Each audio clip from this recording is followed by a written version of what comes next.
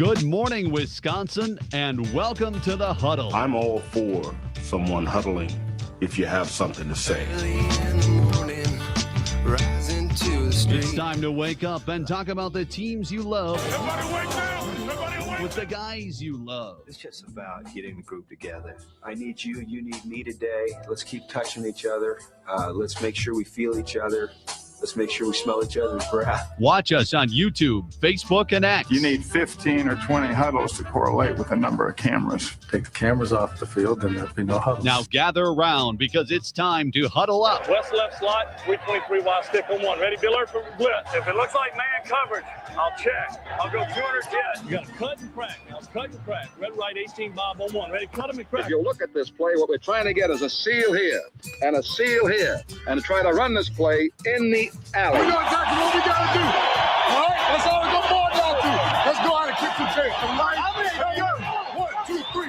Keep doing what you're doing. Sit our guys after and make the play. B right, all the way outside. Y left, fake, 396 bag, D hand, C puck. Is that long enough for you? I want you to be proud of your profession. It's a great profession. Go out there and play this ball game like I know you can play it. With Drew Olson, Mythical, legendary figure. Bill Schmid, Oh, my God. This man's been out all night. and Armin Sarian. This is it. Don't get scared now. Sanchez, we ready? Fox Sports Radio Wisconsin is on the air.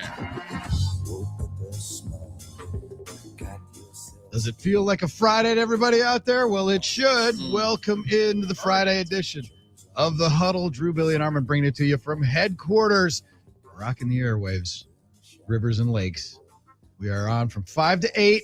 Our journey begins today, and then we slide down the back of the dinosaur and start a glorious weekend in the good land. Oh, baby, welcome in.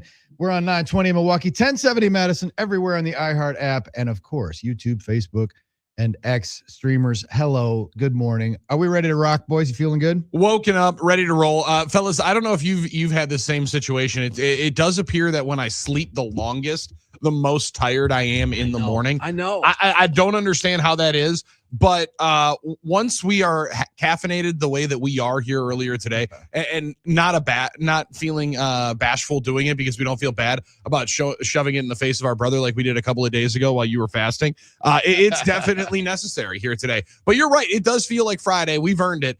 These can be somewhat of the doldrums of sports. However, daily there's just like little bits of breadcrumbs that we get to play with and have some fun with, and this little toy box that is the sports world I still enjoy on these beautiful down weeks. Like I agree. People, people in this business fear this month. They fear it like, spiders or like a shark in the water. Not me, not us. We embrace you run it. to this nightmare. Yeah, that's right. I don't run from my nightmares. I embrace it. And you know what? If you love, like you said, Billy, the weird and wild stuff or the little tidbits, and of course, the anticipation of March Madness, hey, you love this time of year. We'll get through it together, and we're going to do it today. It's fantastic. No doubt. I was thinking about that because as you continue to watch highlights from spring training, you just, the green grass, it's just so tender. I was just in Mexico walking on beaches. It's tantalizing. I was living the summer life for a week last week, and it's like, it's going to be here, and it's going to be glorious. But you think about it, and summer is an extension of right now. It's a quiet time. We actually have a lot of stuff going on right now. We got teams getting ready for the NBA playoffs, NCAA positioning. We're about ready to get in conference tournament time, which is, the appetizer for the March Madness. And then we've got the combine, which is not that exciting, particularly this year when the Packers don't have a first round pick. But I was wondering, as I watched the green grass and the guys cavorting, I was flashing back to all the years that I did get to spend this chunk of time, like 6 weeks in Arizona on someone else's dime. So jealous. It was like a preview of, retirement, of living at the villages. Yes, right. little taste. Yes, a little taste. And it was a good taste. Spent it up to 2 months, 6 weeks to 8 weeks covering spring training. So I had a little FOMO yesterday, which I try not to allow myself to do, but I was like, oh, I do kind of miss that now. And then I start to remember, and the more you think about it, it's like, oh, there were some brutal days, and you miss your family, and you miss my dog, and miss your own rack, and it begets like Groundhog Day. That's very regimented during spring training. It's very routine. That Brewers don't play a lot of night games, and when they do, it's almost like a vacation. They show up at camp at 3:00 instead of like 7:30 or whatever. But it's like you're so regimented, and you're so in the zone, and you get in a bubble where only thing that matters is the team in front of you that you're covering. and maybe the other teams in the periphery and baseball news. And then the other stuff like the Del Taco that you stop at every once in a while. Yeah, absolutely. And you have like 2 or 3 spots that you know exactly where you're at. And the sirens that are around that beckon you in Phoenix, there's plenty of them. It's a great city to hang out in for spring training. The best time of the year. But does it feel like you're kind hanging of at like ASU bars? But and then I remember the drudgery though of how like, oh man, it's just draining. And it was like, and by the end of spring training every year, you just can't wait to get out. You can't. I remember like the happiest day of spring training is like the day that you walk into the clubhouse and you see all the wheeled bags, the new wheeled luggage bags with the players' numbers on them and stuff, and they're lined up in the hallway. And that means that, we're down to the last couple days. And they're getting their luggage ready. Closer. They're getting issued the team issued luggage, and they're deciding who's going to what minor league affiliate, and they start sending guys over to the minor league camp. And a lot of work, big leaguers longer. So it picks up momentum. You get this like dull phase, right? And then at the end, it starts to pick up momentum, and you ramp up towards opening day. And it goes through. It's a life cycle of spring training. And so I miss many parts of it, but the drudgery and the long days and just being tired a lot. They turn into some long days because there is spring training is truly where the hurry up so we can stand and wait. That is where that really gets invented because there is a ton of standing around and waiting. But I don't also know, Drew, if spring training has ever emulated NFL training camp more. Because there is like at a certain time, there were like 2-3 a day practices in the NFL. Those are some really, really long days. I remember those days. Those are different than now. They practice in the morning and everybody's gone by 6. Yeah. But it's to the point where like, I think we can only write about the fact that they have a competition for the 4th wide receiver so many different times. After the 3rd start by the 4th and 5th starters and the guys that are running for the 3 position spots that they actually have, you're like, man, can we get to the stuff that actually matters here? Like it's why it's the greatest striptease in all of sports because it is. For us, all you look at is fantasize the summer, which you get to. We're getting close. Yeah. But in football, it's in the midst of it, people get excited. But then there's I almost don't want it to get here because then the winter comes. So this one, we have way too much anticipation and it leans into the heartwarming stuff and the sports stuff that just makes us sit there and wait. And we're still a month until they actually play a game that matters. Still a month. On March 26th, I think. Yeah, we're 4 weeks. 4 weeks from yesterday. Yeah. So it's a fairly early opening day this year, but it's something. There's just something symbolic about it. The stages of getting through it, right? You start spring training, you get there, then you turn the page from February to March. Is there a leap day this year? No. Okay. That's like one extra day to wait, but not this year. So you can turn it over to March. And I would imagine, and I remember listening to a broadcast once where Bob was talking about this, where Bob Weaker would always talk about how there's an excitement to get to Arizona. And then there's, after a few weeks, it's like, let's go, let's get north, let's start this thing up. Yeah. And then I would always wonder, it's like, because you're sitting in Milwaukee when it's usually still pretty cold in March. And you're thinking like, man, they want to leave the weather. But then again, it's like, well, then we want to start the season. We want to come north. That's when we know baseball's starting because we get that chill of the early spring. Yeah. So there's an excitement there. The excitement of arriving at spring training wanes like the first time you're standing there and watching PFP. Yeah. It's great for the first, but it's like, and then it's like they do that for 45 minutes. Brewers pitchers covering first base for like 45 minutes. Like, this is what I signed up for. This is what, Yeah. It's the rhythm of sports though. It really is. Like, and Butchie gets geeked for college basketball way before the rest of us civilians do, because he's in it, he lives it, he breathes it, and he's geeked for those, running up the hill and stuff. Yes. He's geeked from that time. Now people are starting to pay attention to it. But one of the things about baseball this year and yesterday, Doug Russell and I appeared on Dennis Krause's Spectrum Sports Roundtable. I saw some pictures statewide. Of that. Did you? I wasn't. Nobody needs to see pictures of me at all. No, you guys. I was going to say the way they need to see. Listen, I'm glad that you. I'm not even going to say the hair joke. No, you guys were looking crispy. The hair joke. I'm glad you brought some. Yeah. You guys were looking crispy in the suits, man. Crispy. But one of the things Dennis asked was like, "What's the biggest?" You do the 2-minute teaser that they put in the newscast, and then you do the actual roundtable show. And on the teaser, he said, "What's the biggest story of Brewers spring training camp?" I said, "The Brewers social media team." It really is. Amen. Yeah, in the videos. And I was only half kidding. But then when we got into the real show, Dennis said, "What is?" And dovetailing off the Olympics with everybody, USA, it's a perfect time for baseball to have the World Baseball Classic. Totally. But having those guys, it's going to make camp interesting in some ways because you'll be able to follow Bryce Durang playing for Team USA, Joey Ortiz and Contreras. The guys will be playing and you'll be following them and you hope they stay healthy and that they're productive and having a good time. And those games are going to be great theater. And then the young guys who, you don't really get excited about seeing guys with their numbers in the 70s, 80s, and 90s cavorting on the spring training field. But this year will be different. Plus, those guys for the Brewers are interesting. Yes. And they might be the biggest stories. And they're good. And if they're not, and you can say, well, Madej not going to make the team and he's not going to play this year. Well, do you know that? Because remember when they brought up Miz, how exciting that was. Remember how when Chourio arrived and it's like, well, Chourio's starting opening day. He's taking the first at bat of the season. He's walking and stealing second his rookie year. Like that, there's juice there.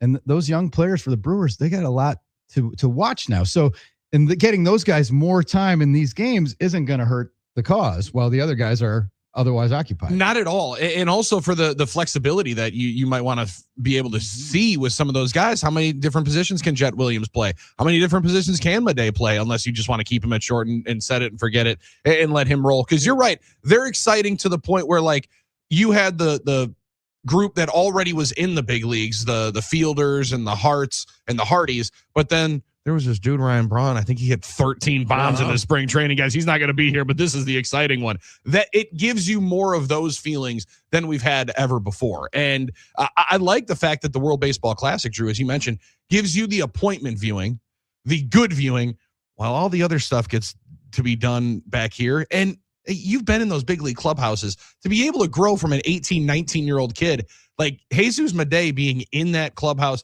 albeit with a couple of their most significant guys gone, being around Christian Yelich, Brandon Woodruff, all those dudes, man, that is a hell of a learning experience for him to be able to have with more runway to actually play and probably a longer time in big league camp than he would have unless it was for the WBC. Exactly. And for baseball fans, there's a romanticism and excitement about prospects. I mean, they're unopened gifts. The excitement of like, a new pair of shoes in the box or, a green banana. What's it going to be like? What's it going to become?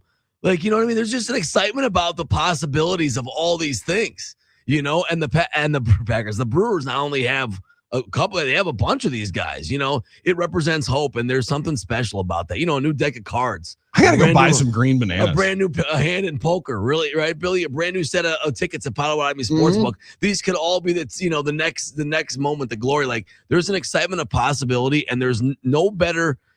I even think better than the NFL draft and prospects in the NFL draft. It's baseball prospects because you can allow yourself to dream, to believe, especially when your team isn't there. Now the Brewers are lucky. Brewers fans are lucky; they already have a good team, but the Brewers have a bunch of those guys, and the excitement about what these guys can become. There's absolutely no question about it that makes this time of year more exciting. They're not just seat fillers or roster fillers. Well, they're not just camp bodies. They're not the Chris Barnwells of the world or whatever. No, I would push back on. I think for the fantasy football world, that's why baseball prospects might be more because then you can see it as commodity moving around. The NFL one is, well, this guy walks in, he's probably going to be the best player on our team.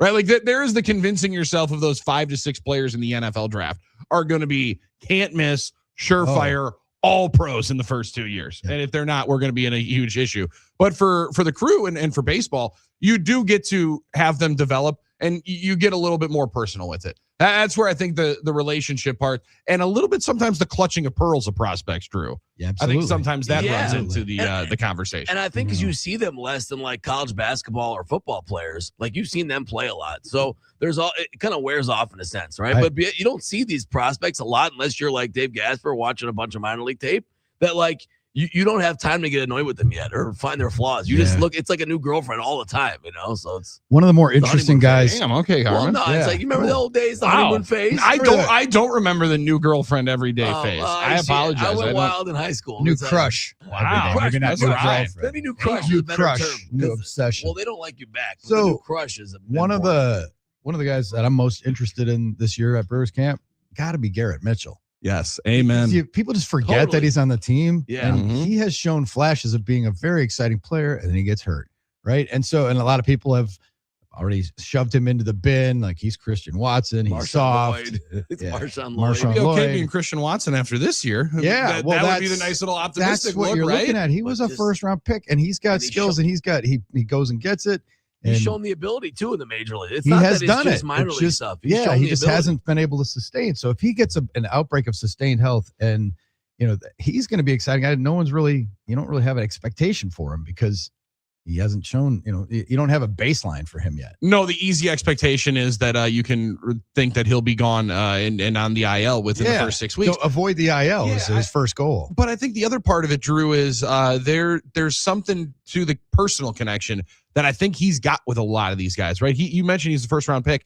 There's a good collection. Terang, Frelick, Mitchell, all of those dudes, all first round picks.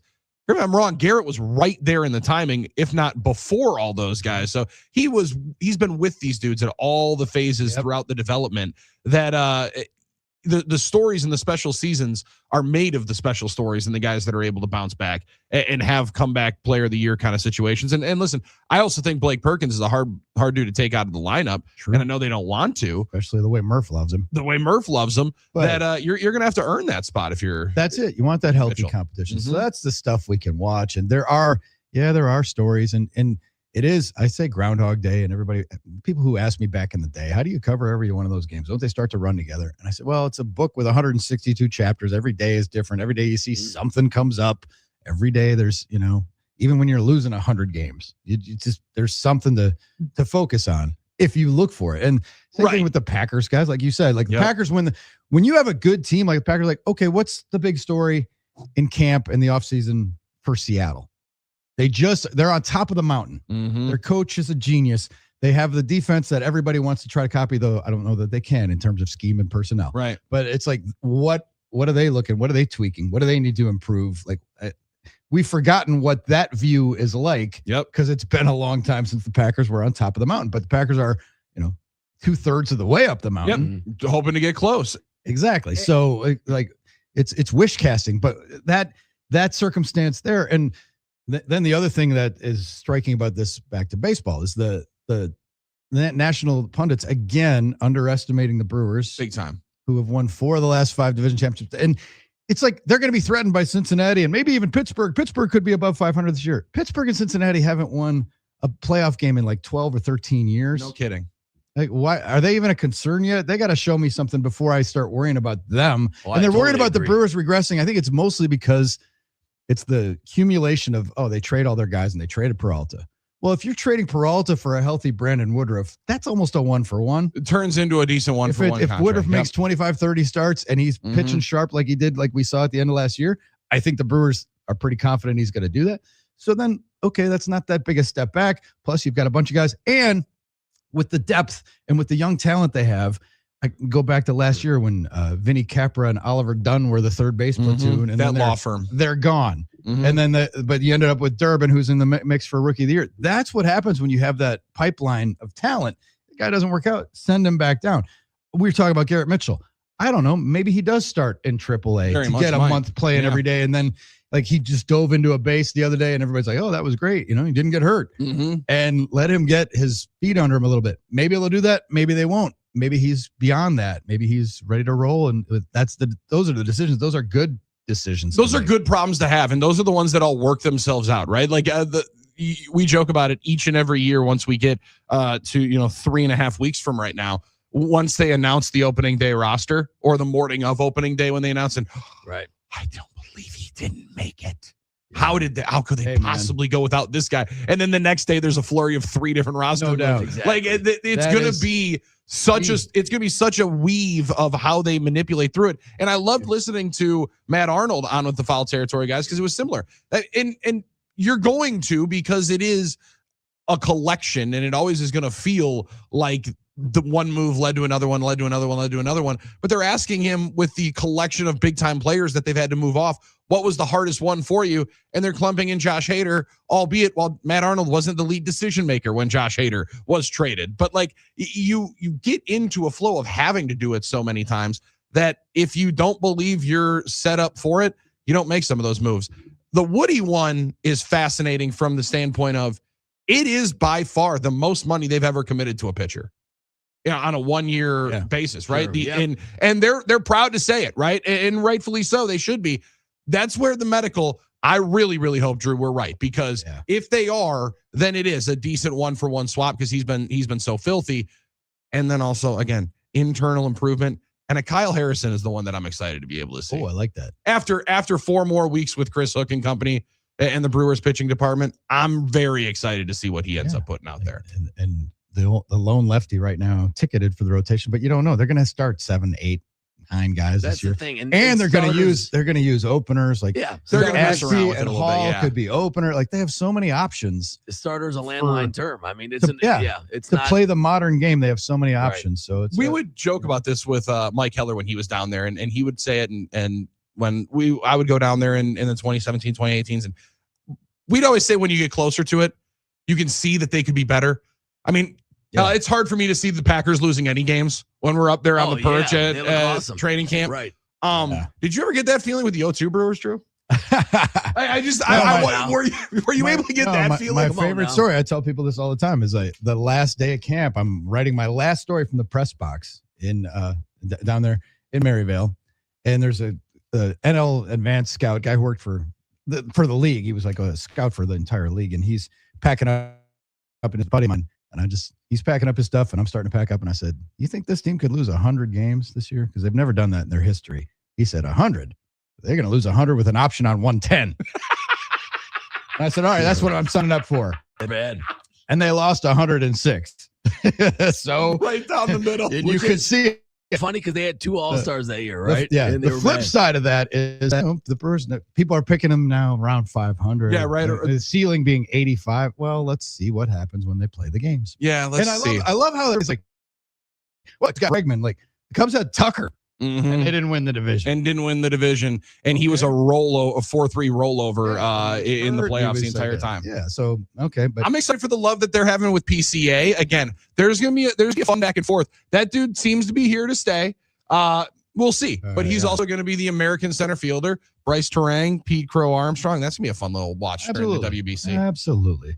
So Brewers getting us going on this Friday. It's going to be a freeform Friday. Matt LePay will not be joining us today, sadly, because schedule. It's early out there. He's in Washington getting ready for the Badgers game against Washington. They've got. I think they might have some important people on this trip. Yep. I mean, it seems like there might be an important breakfast, maybe an important tea time. Yeah. So we're going to catch up with Matt once they return here. So interesting. We'll have him on Monday. So you can Brian Butch out for a week. You got to bring the heavy hitters. I saw Butch get on a plane yesterday. That was exciting. With no LePay, we need some audience participation today. 877-794-1973 gets you through NicoletLaw.com talk and text line. We're the opening act for the epic happy hour that is to come on Friday and a glorious weekend ahead. It's the Huddle, Fox Sports Radio, Wisconsin.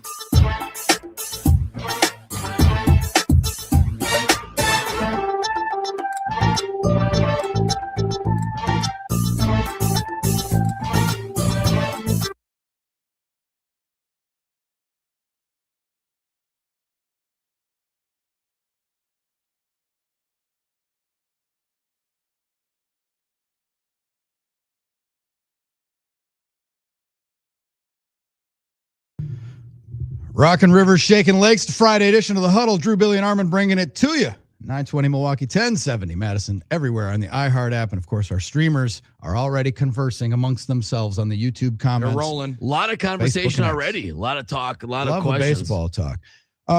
Today's program, in addition to our fine sponsors, we're doing a dedication today. Today's program dedicated to Bruce Fremming. Yes. Yeah. Who passed yesterday. Bruce Fremming, Brown Deer's finest, Milwaukee's finest, one of the longest tenured umpires in Major League history. I think he's number 3 all-time games worked. And one of the longest running ads on Brewers Radio, him talking about the Village of Manor Park, which I always appreciate. Always a winner. That was always a winner. Indelible ads campaign. Yeah. So good. Yeah, and he was a great man. He was a great umpire. Bruce was 86, passed, and the details, like his sons, Kevin and Steve. I think Kevin at one point was Marquette's basketball manager when he was in college. Oh, okay. As I recall. But he had a fall and he was on blood thinners and had a brain bleed and they couldn't stop it. So, so Bruce passed yesterday and he was just a delightful guy. I had so much fun over the years chirping at him about umpires and he coming back at me and he'd hear something I said on the radio and chirp at me. And I said to Dennis yesterday on the round table that this thing that I've had a career, you can make fun of it. And I'm getting up with you jabronis at 5 a.m. now. Yeah, you're rolling now. You can't take away from me that I got to sit in the press room for many nights at a table with Johnny Logan, Bruce Fremming, and Bob Uecker, and just watch them tell stories and chop it up. And just, it was like an ab workout because I laughed so hard. Oh, man, amazing. And it was incredible. And so those days, Fremming's up there, Joe West. I was going to say, he's up there with the longest tenured guys. And when you put him in that hierarchy right there, in that triumvirate, those are those guys in baseball you hope are still continual and continuing to be something that gets developed, but it feels like a generation that might just not be. I know the umpire is a character in this era of replay and ABS and none of the arguments, true interaction, none of the turn my cap around and go nose to nose. Sure, that's one of the things that, and people have rolled their eyes when I say it sometimes, but that's one of the things I've worried about with the the once upon a time it was Quez Tech, now it's the ABS. It's like, are we going to lose that soul, the game a little bit, that DNA, that memory, the romanticism of the umpire making the call and people arguing with them? I don't know. But that's one thing I have wondered about that. And it is a new era in baseball. The other changes have worked, so we have to be hopeful about this one. But you're right. Bruce Fremming is one of those mainstays. He always was. I had a really good friend. I worked in radio. He was into umpiring. He was like a youth umpire, so he loved following umpires and talking about them. And he said Bruce Fremming was always like an umpire's umpire, like that. Everything you loved about being an umpire, Bruce Fremming was able to do. And like he just the way he kind of conducted himself and the great moments he had made him kind of a fun character. If you're a baseball fan, even though he's not playing in the game, he's part of the whole myriad, the whole painting of it, and it's a lot of great memories with him, and of course a local guy. We love Milwaukeeans. He was our guy. Yeah, he's a legend. And some of the stories he's most famous, and Cubs fans might be having some champagne today because the Milt Pappas game is what he's famous for. Milt Pappas had a perfect game going, 3-2, 2 outs in the 9th inning, and the guy checks his swing, and it's on the outside corner, and Bruce said, "Ball 4, walk it over there." And the fans just lost, and it was at Wrigley. And he's so Cubs fans, like people who were there, can't believe he didn't ring up and give Milt Pappas his moment of glory.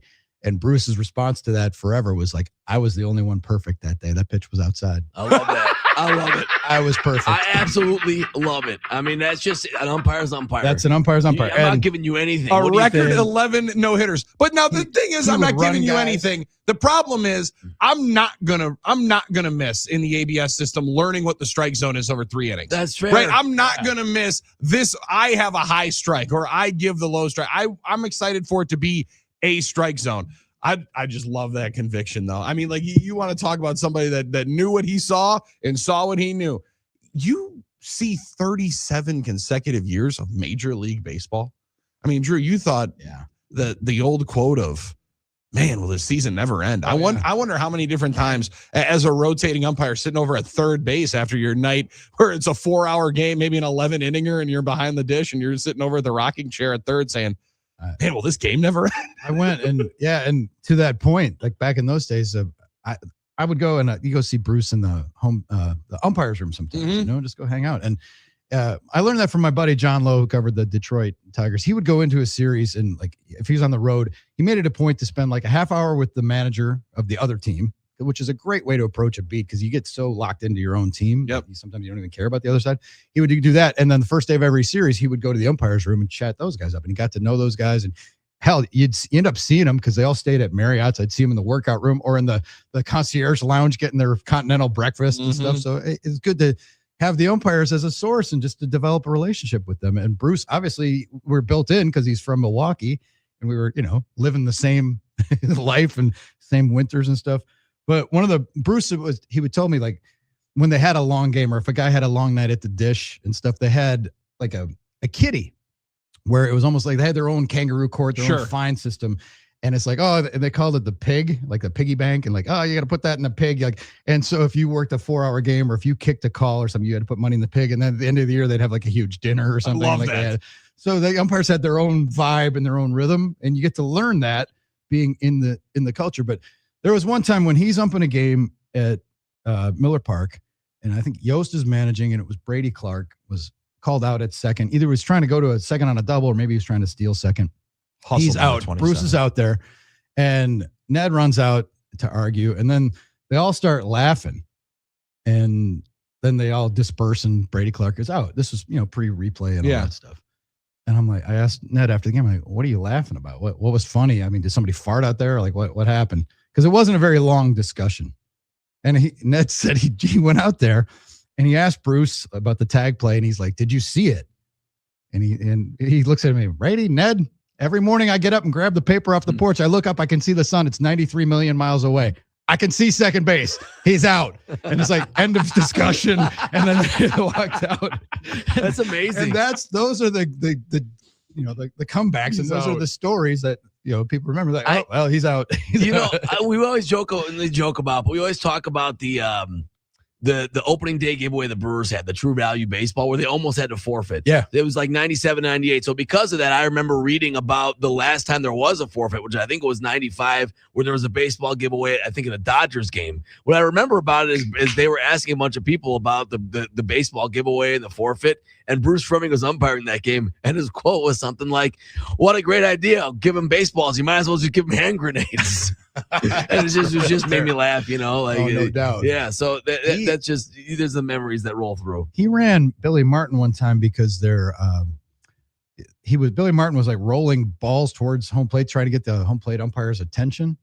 And like Fleming told him, one more and you're out of here. And he rolled one more. He threw him out from first base. Like he ejected a lot of dudes, and we had so much fun. Like, and again, Hardecourt was all part of the shenanigans because Hardecourt and Bruce go way back. And I went to, I think it was it might have been Bruce's retirement party, or it was just a celebration of an anniversary or something, but it was a big party they had at the Milwaukee Athletic Club years ago, and Joe Buck emceed it. Oh, awesome. And Jim Leland was there on the dais, and they had a whole bunch of people, like baseball luminaries there to celebrate Bruce. And it was such a great night. And Leland's chuffing cigarettes at the table, keep on trying to talk him down. He's got him cuffed.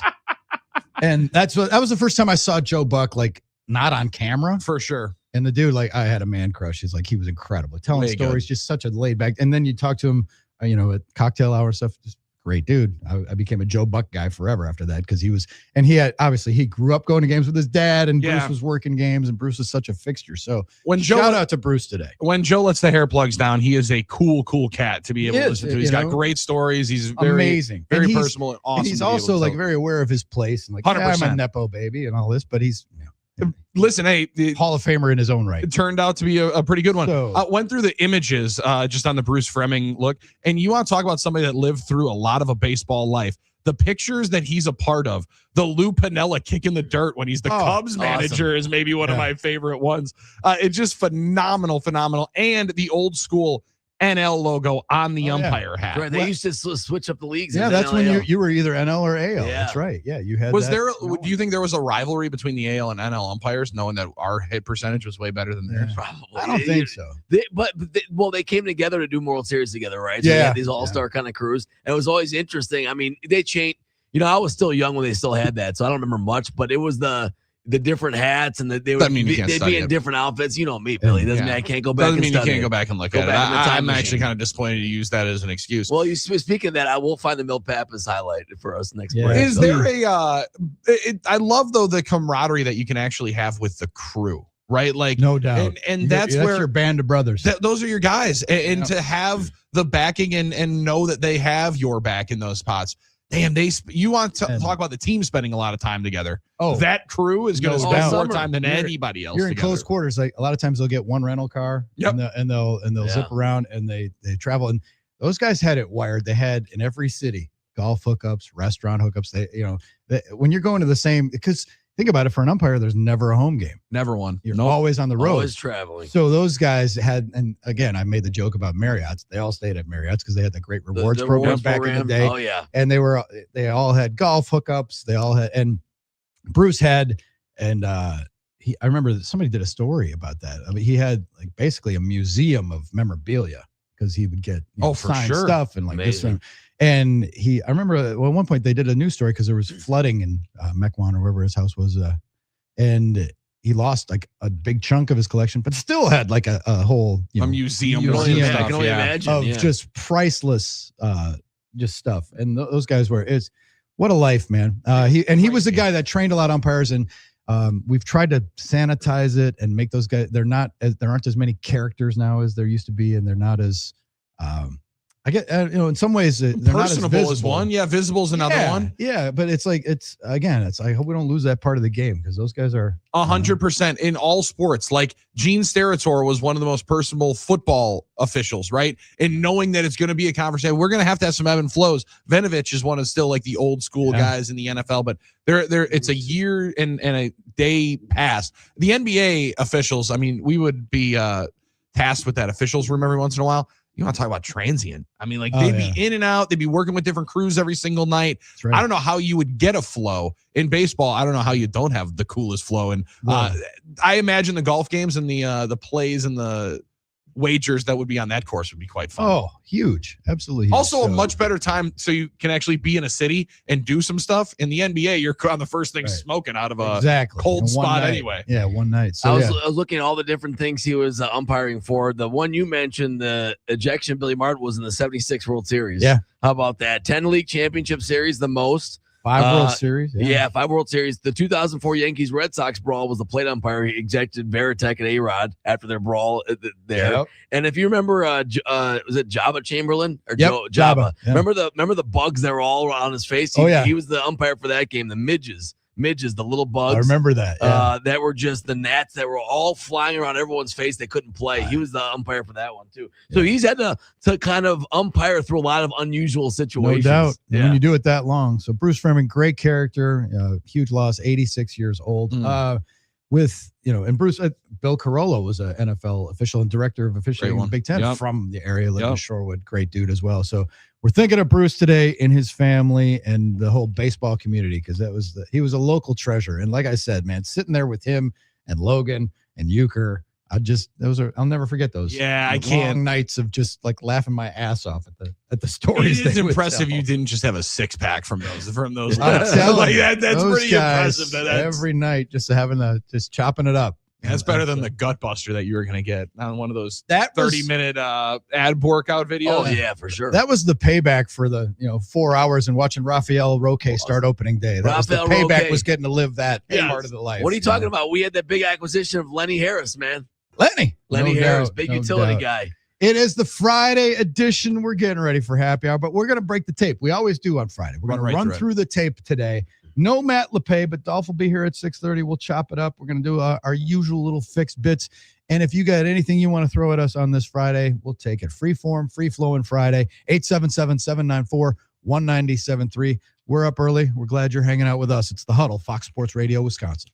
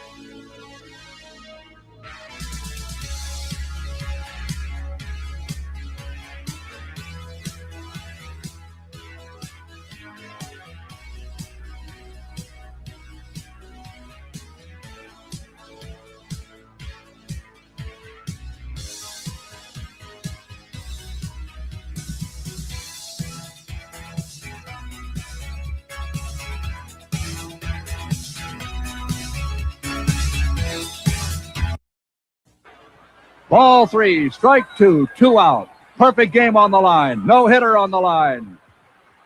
Watch it. It's a ball. And Pappas is enraged. Ball 4. There goes the perfect game. The no-hitter is still intact. Fremming, the umpire, walks out. He knows what's on the line here. He knows how important this is. He has his job to do. Armin finding the last pitch of the Milt Pappas no-hitter. Now, Pappas lost the perfect game on that. He still got the no-hitter. And for years, he complained, but then he kind of flipped and he said, yeah, it was probably outside. Probably outside. Probably not a outside. great, it's from 72, so it's not a great look at it, but they did have the one camera shot was an overhead shot. It was clearly outside, and it didn't look like the guy even got close to swing. So it was probably a good call. And then, Bruce got kind of mad. He's like, that pitch got better over the years. It was right down the middle, people said. At the end of it. He kicked it. Now, those umpires, and again, we're talking about Bruce Fremming, who passed yesterday, local legend. And after he was done umpiring, he worked in the commissioner's office, like kind of overseeing and like, just being a mentor to umpires and stuff. And just one of the great sports figures in Wisconsin and anywhere. Is umpire school a real thing? Oh yeah. Because those guys grind, man. Well, like, because I know you go obviously through like minor league, but my introduction was to How I Met Your Mother when when Lily is dating the college boyfriend, and all of a sudden he was going off to umpire school. Right. Going to umpire school. I was in college at that point. I wasn't doing great my sophomore year. I'm like, damn, umpire school kind of sounds like a good idea. Like, if that's actually a real thing, I might have to try that deal. It's also very competitive, right? I mean, right. That's what I'm saying. Like, it looked into it. Was not an easy thing to be able to get into. I understand why Scooter was so excited when he finally got in How I Met Your Mother. Yeah, it's a legit, and those guys got to grind and to get to the big leagues. And then, whatever, first class travel, and they get pretty good. Once you get there, it's like anything else. You grind in the minors. You got to grind. Yeah. Bruce Fremming was, started in the 70s, and he was the third in games, worked in Major League history behind Joe West and Bill Clem. But he also did like 12 years in the minor leagues to get to the big leagues. Yeah. Right. And that Milt Pappas game was his second year as an umpire.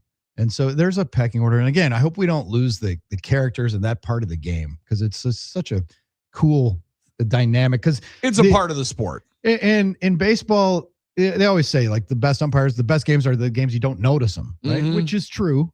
But then like the NFL's got a couple guys, Hockey Lee, everybody knew because of his guns, the gun show. And the NBA had Earl Strom, Mendy Rudolph, there's a bunch of guys, Jess Kersey. Yeah, and then the 90s, Jake O'Donnell. Donahue. Yeah, Donahue, of course. But now they're more generic. Yeah. Yeah, there's a few guys that you see that are through it, but I hope we don't lose that part of it, because it's a cool undercurrent of the game. I am excited though that we can get the play right, and then we can also have the fun, right? Like we can make sure we can always know that we're going to get the play right. And the one thing about it is you think that teams will say, oh, that guy hates us, or he's got a grudge against us. And the umpires, every day was a reset. Every day is a new day. It's like they didn't hold grudges. You can, bleep a guy up and down, MF him and his heritage and his family, and and then the next day it's like, hey, how you doing? Except for Angel, differ with Scott Foster. Angel Hernandez. I mean, there were a couple guys, but you're right. Yeah, really, that's what ABS is designed to take, the really egregious ones out. You know what I mean? The really egregious calls, the ones that are right down the middle, that you're like, what's going on here? That's what it's really designed for. So I'm with you, Drew. I hope that there's still that part of the DNA of the game, because when you think back of your favorite times watching sports, that does become part of the fabric. It's not the main part of the picture, but it's part of the picture.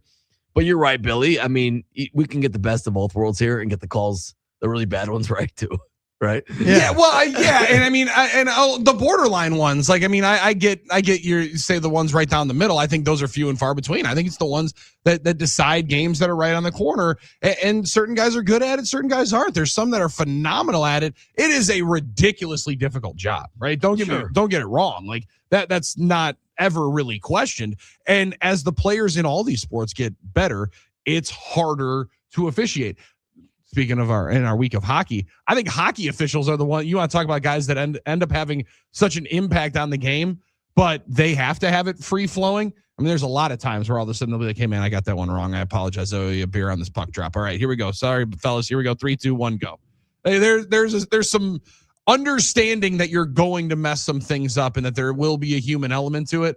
But I like that we're going to have the consistency of it on the ABI. I am very, very excited for that part of it.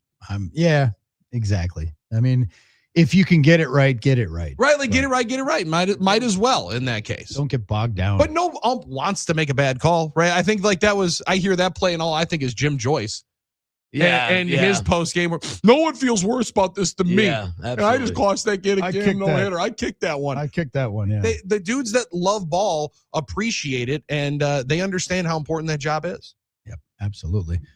877-794-1973. Down here in our portion of the state, going to be knocking on the door of 60 degrees today. Amazing. It's pretty impressive. And then 3 inches of snow tomorrow. Who needs Mexico and Florida and snowbirding? Come on, we got it right here. Who needs it? Who's got it better than us right here, right now? Nobody. Let's go. Nobody. Yes. Except for the people out there listening to us who are still waking up. Yeah, I was going to say, I don't know. I still did see Tristan's pictures that he posted listening to the show out on the beach. That one looked pretty good. Pretty sweet. Keep them coming. Keep the cards and letters coming.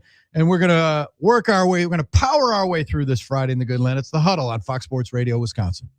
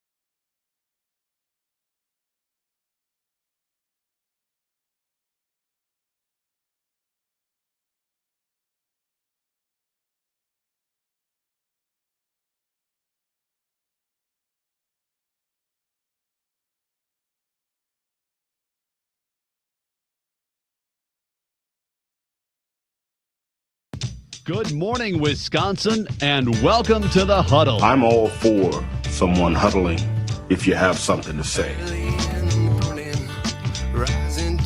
It's time to wake up and talk about the teams you love with the guys you love. It's just about getting the group together. I need you. You need me today. Let's keep touching each other.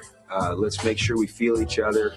Let's make sure we smell each other's breath. Watch us on YouTube, Facebook, and X. You need 15 or 20 huddles to correlate with a number of cameras. Take the cameras off the field, then there'll be no huddles. Now gather around because it's time to huddle up. West left slot, 323 wide stick on one. Ready, Bill Earth for blitz. If it looks like man coverage, I'll check. I'll go 200 jet. You got to cut and crack. Now cut and crack. Red right 18 Bob on one. Ready, cut him and crack. If you look at this play, what we're trying to get is a seal here and a seal here and try to run this play in the alley. We know exactly what we got to do. All right? That's all we're going to board down to.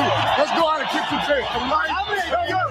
1, 2, 3. Keep doing what you're doing. Sit our guys down and make the play. B right, all the way outside. Y left, fake 396 bag. D hand, C puck. Is that long enough for you? I want you to be proud of your profession. It's a great profession. Go out there and play this ball game like I know you can play it. With Drew Olson, Mythical, legendary figure. Bill Schmid, Oh, my God. This man's been out all night. and Armin Sarian. This is it. Don't get scared now. Sanchez, we ready? Fox Sports Radio Wisconsin is on the air.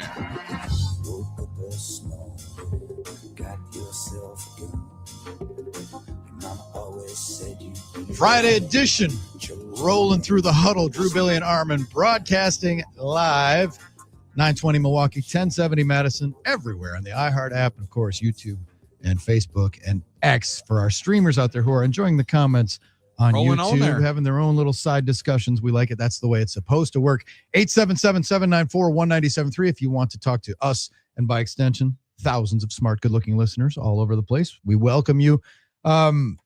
We would obviously today's show dedicated to Bruce Fremming, celebrating what a great life he had, baseball life. Died at 86 yesterday, and one of the iconic umpires in baseball history, no question about it. Bruce, a local treasure. Thinking about him and some of the laughs we've had and the great stories. What a life well lived for Bruce. Did you ever call balls and strikes, Drew? As Mike Witt asked us, who would be the better umpire, Armin or Billy? Did you ever get behind the dish? I may have. I think I might have done it from behind the mound because that's the way it was set up back in the day for young kids, baseball and stuff. But briefly, I was more of a basketball official. I did a year of basketball officiating with my buddy Andy in West Bend. That's a good workout. Wrote me into it. It was a good workout, but then I soured on it because the coaches were jags. Coaches and parents, right? It was sixth grade parochial school and like sixth, seventh, and eighth grade. And these kids, because all the good kids were on select teams and travel. This was like these kids. It was rec. It was intramurals. Rec basketball. Don't tell the parents that who all have pipe dreams of their kids going somewhere. But then these coaches all think that they're, they basically think they're Fran McCaffrey on the sideline, right? They're like, how could you call that? Yeah, how can you call that? And like, and this is my drinking. I did dress one guy down. This guy was getting on me about my mechanics. I was hungover. My mechanics. And when you're chopping, you're chopping like the count for the 5 second stuff. I was doing it with just my hand in front of it. He's like, you got to make it more visible so I can see it. I'm like, really? What do you mean? Why? Brother, get her up the floor. What are we doing? So I can see it. Why? You counted off? Yeah, because he wanted to know how close he was to a violation. And you're there to help the kids have fun and learn the game, and that was the thing. And I didn't really say anything because I didn't really care. And I was just out there for the exercise and hang out with my boy. Correct. Yeah. And whatever money we made was not much. Couple of bucks we were making. But it was at one point I snapped on this dude. And I'm like, dude, you're up by 30. Why don't you back off the throttle? None of your kids are having fun. Like, look at your kid. You're grinding on your kids. You're up by 30, and none of the kids look like they're having any fun. This is what this is for. None of these kids are even going to play in high school. And you're out here like you're auditioning to coach in the NBA. Yeah. Like, what are you doing? Coach K is not hiring an assistant guy. Call him what are you doing? I wish why don't you dial it down? That sounds exactly like the reason why I ended my umpiring time was over at the baseball complex where I played, right? Giving back to the community as a high schooler into college. Doing some $20 a game Saturday tournaments. That's awesome. Well, hungover as all hell, and I was umpiring a 9-year-old game. And I definitely, did I call a strike that may have been in the other batter's box? Sure. We're trying to get this thing going here. We're rolling here. Yeah. It's 13-1 in the second inning. And we have had to walk 11 different players. All right. We are going to get the bats going. Guy just comes out of the dugout. I don't understand how you don't care about this enough. Like, this what you could at least care.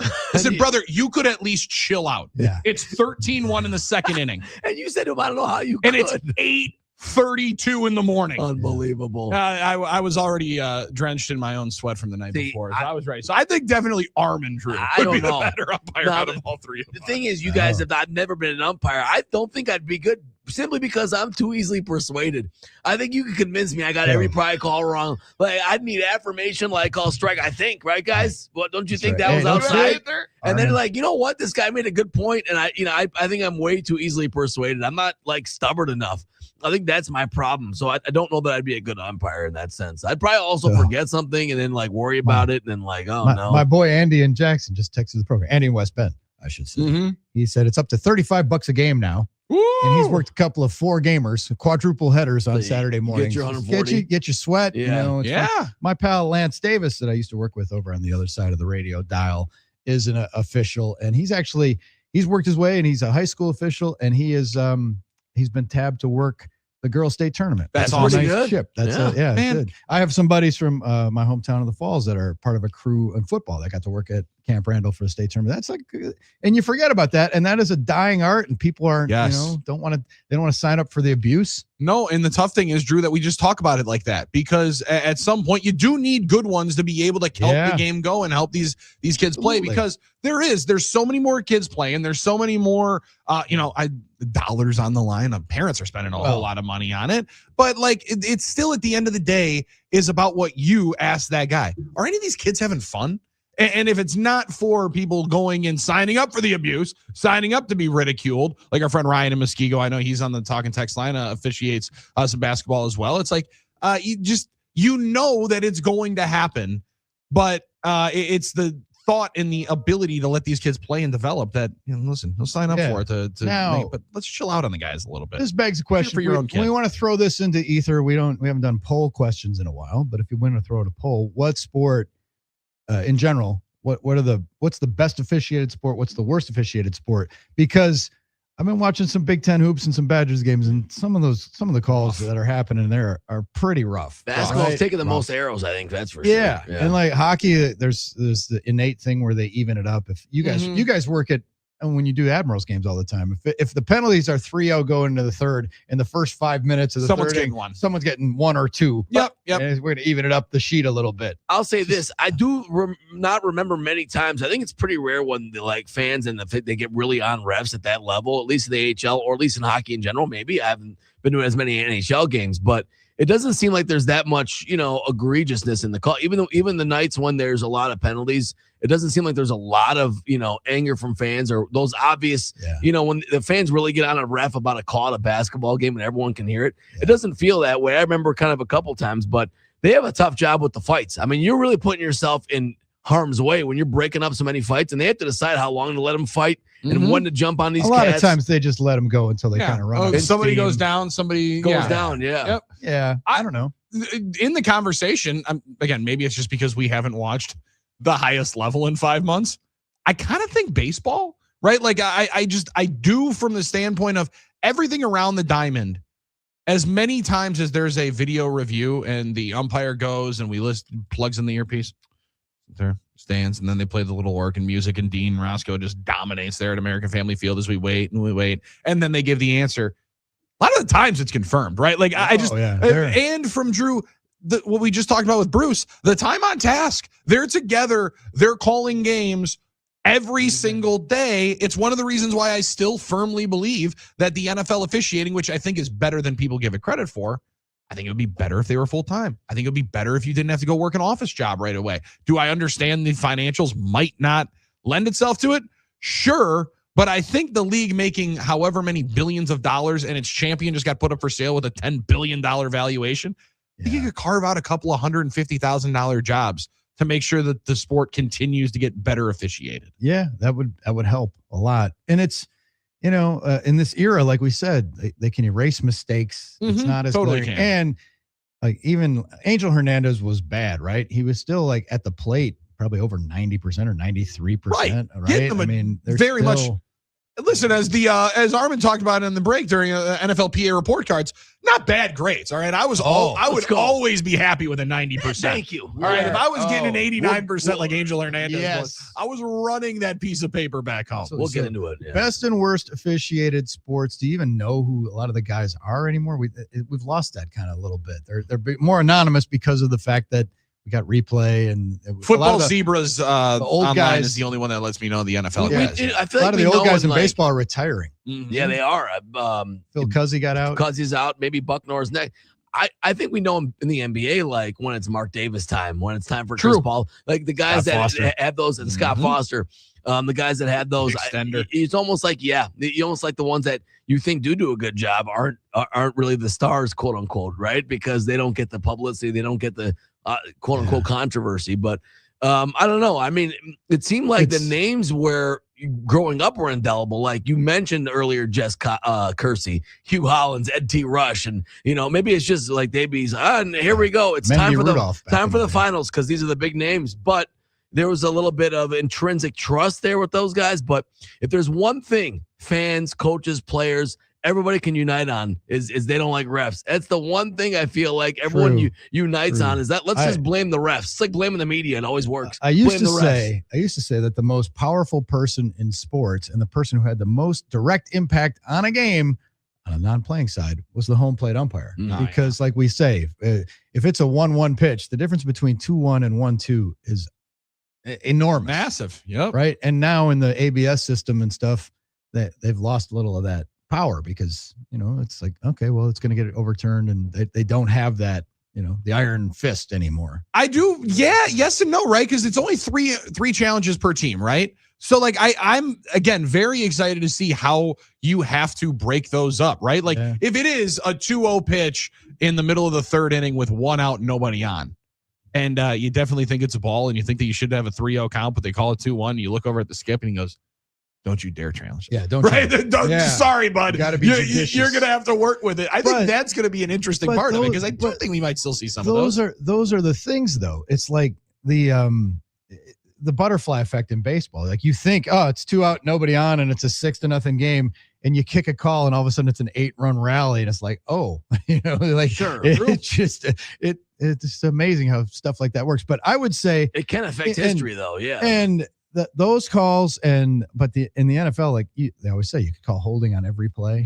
And then how many times did Micah Parsons get held? And you're like, oh man, he never drew flags, right? And star players get different treatment. There's still dynamics at work that are fascinating with officiating. You do wonder if like maybe this also, to Billy's point, will this make umpires better? Like the ABS is only like 3 challenges, right? So the question is now that they're always being checked. Like they've been checked now that they have the graphics, but not publicly. The score, no, the entire stadium and the entire world will see when they get wrong now. Yeah, but I'm just saying, Armin, there are like X accounts where you can go see the guys how many missed the next day, and like they're more accountable now than they ever were. Accountable now than ever before. I get what you're saying, Armin. Yeah, like I think of Eric Gregg, like the '97 playoffs. That Marlins Braves game was the worst umpired strike zone in the history of baseball. I wonder if ABS was there, would it have checked him early, or would it have just been, I'm still calling all these things strikes? And no matter if you can run out. Well, I mean, we saw it a couple of days ago in spring training. Yeah. It's a week into games, but old boy missed 5 straight, and you could tell like the sweat was dripping from that brow.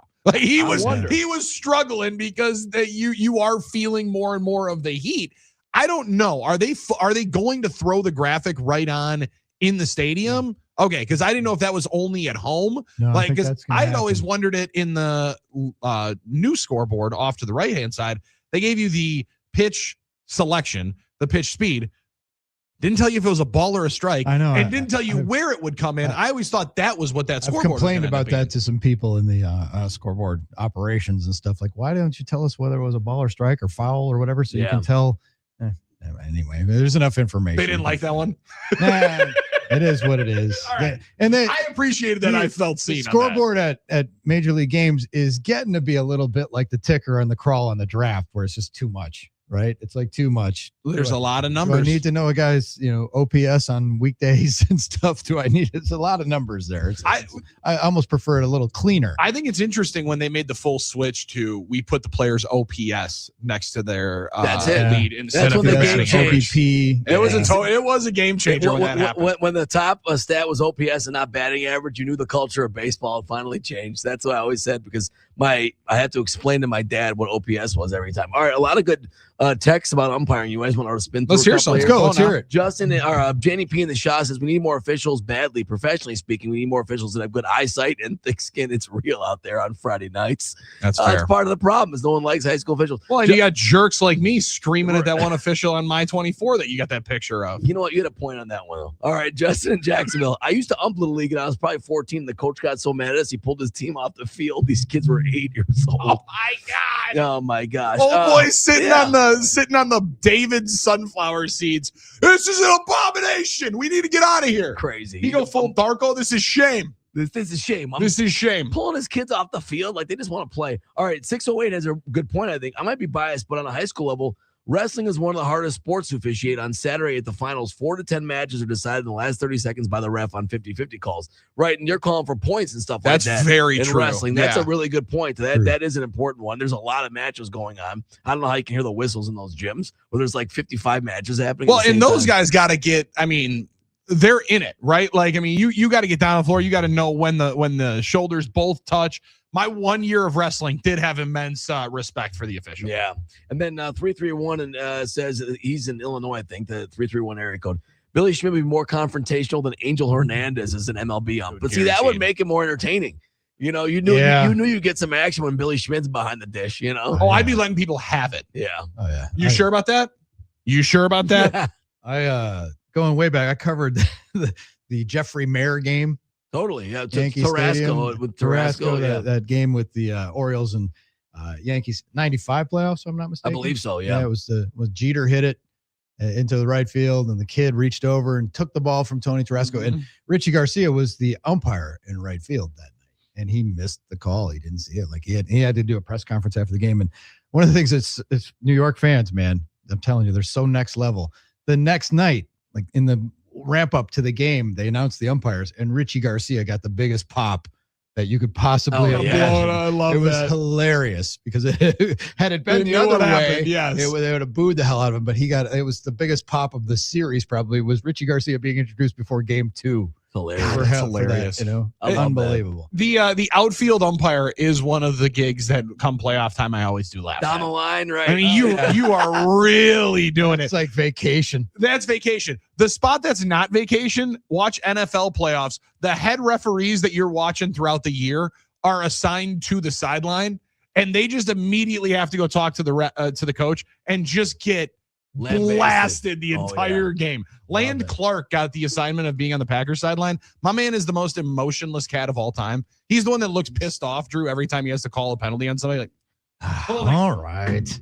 The offense, number 75. Figure it out. Get your hands inside. 10-yard penalty, second down. He's just having it from both sides, and he's just sitting there, no emotion. Fellas, don't blow a 10-point lead. Sorry, it's not my fault. Not my fault that they're calling this play on the field. Yep. Sorry. We'll take your thoughts on all of this. 877-794-1973. Coming up, we're going to talk about report cards, but you know who always gets A's? My friends at Orthopedic Associates of Wisconsin, OAW. There's I an A want right them there. to get A's too. There's I an want A them right getting there. A's. They always get A's. The best world-class care right here, close to home. Orthopedic Associates of Wisconsin. Great clinics, great professionals, great surgeons. If you have any orthopedic problems, back, neck, anything that's been bugging you, don't limp around like a jackass like your boy here for a year and a half, limping around with a bad hip that needed to be examined. I didn't even get an exam. Went and got the x-ray, and they're like, yeah, your hip's brutal. You're bone on bone. You got to get this replaced. Got it replaced. Coming up on 2 years ago. Fantastic decision. Matthew Bong has worked on several of my friends' hips. I highly recommend his work, but he's all great. Orthopedic Associates of Wisconsin. Check out orthowisconsin.com. Orthopedic Associates of Wisconsin. There is a difference. When we come back, we're talking report cards. Packers have slipped. How important are these grades? How important are grades in general? We will discuss next on the Huddle, Fox Sports Radio, Wisconsin.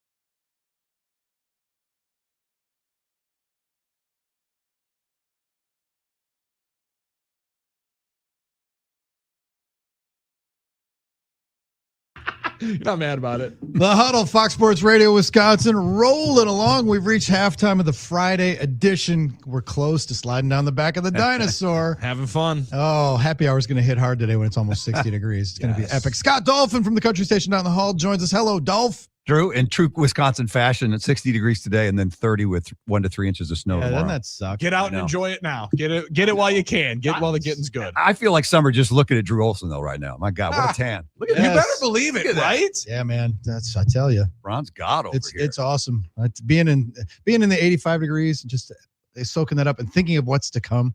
I got a buddy that goes to Puerto Vallarta for, I think, almost a month. And he's there now. And, of course, he was there on Sunday. He went out the next day after the cartel stuff happened, they kept him in his hotel. But the day after that, he said the bars and restaurants, 75% were open.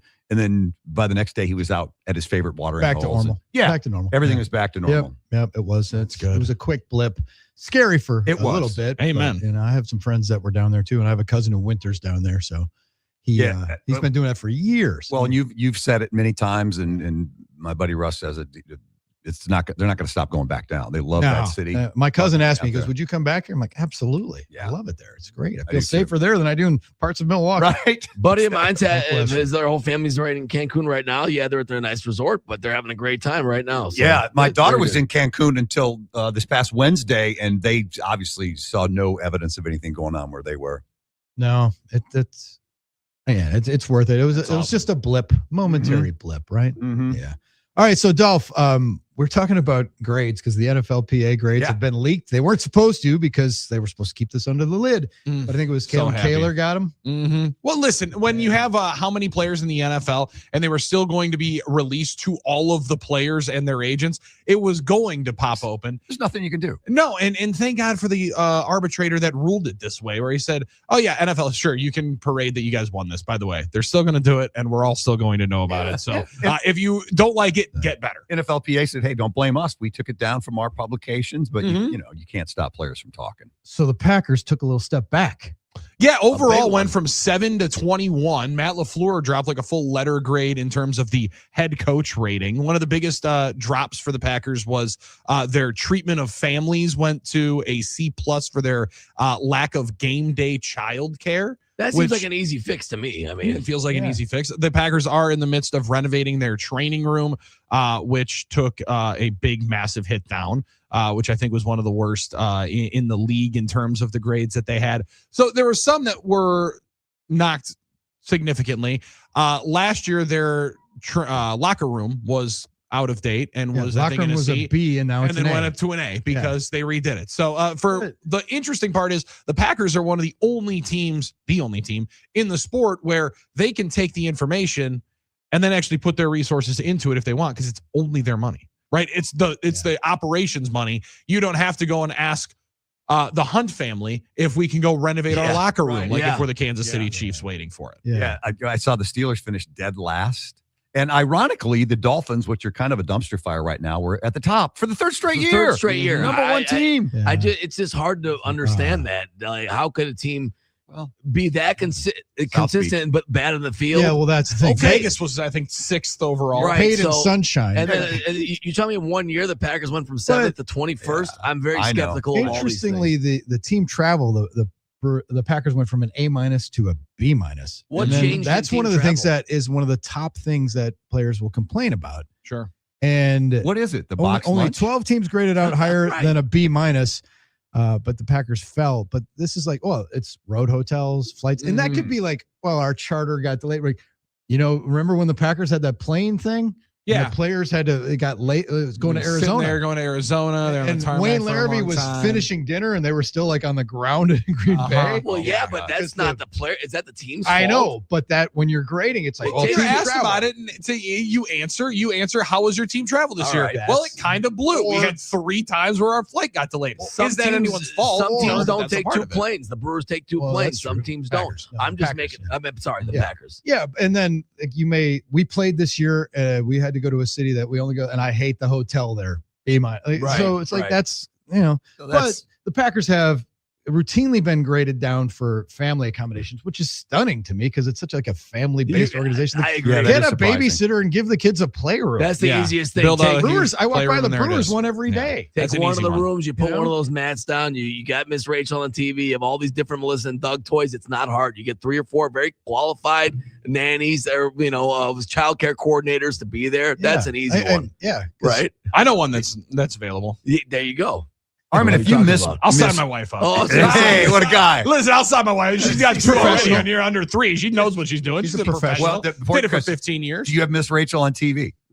No, actually, we don't have Miss Rachel on TV. Armin, we're not just throwing it for a screen time. I'm right? making a point. You know how you get your treatment to Just go from making C+ to C-? That's Just throw them in front of a television. How about we use some phonics? How about we phonetically work our ABCs? We start counting a little bit. Hey, raise me. I was raised by TV. Fine, do Sesame Street. They're not full-time. I'm just saying these are just during the game, so you're not responsible for their entire development. Fine, get Montessori toys. I don't care. It's not that hard. You have 8 home games a year or 10, Yeah. And how hard is that? The Brewers have 81, and they have a family room. Yeah, there's easy wins there. The travel thing just baffles me though. If they're flagging them because they were delayed or then the other thing the Packers got marked down on is nutrition. Now I'm old enough to remember they used to live in the dorm at St. Norbert and they would have the meals there and and now basically they feed them. They're at the complex all day and they feed them 2 or 3 meals. Baseball nutrition has gone. It went from crazy after games they used to put out some chips and maybe some sandwiches, a deli tray or something. Deli tray, right? To now it's fully catered, healthy. The Bucks, the guys have customized protein shakes waiting for them after practice with your DNA and your metabolism. And they have that world-class center right across the street too. When it comes to training.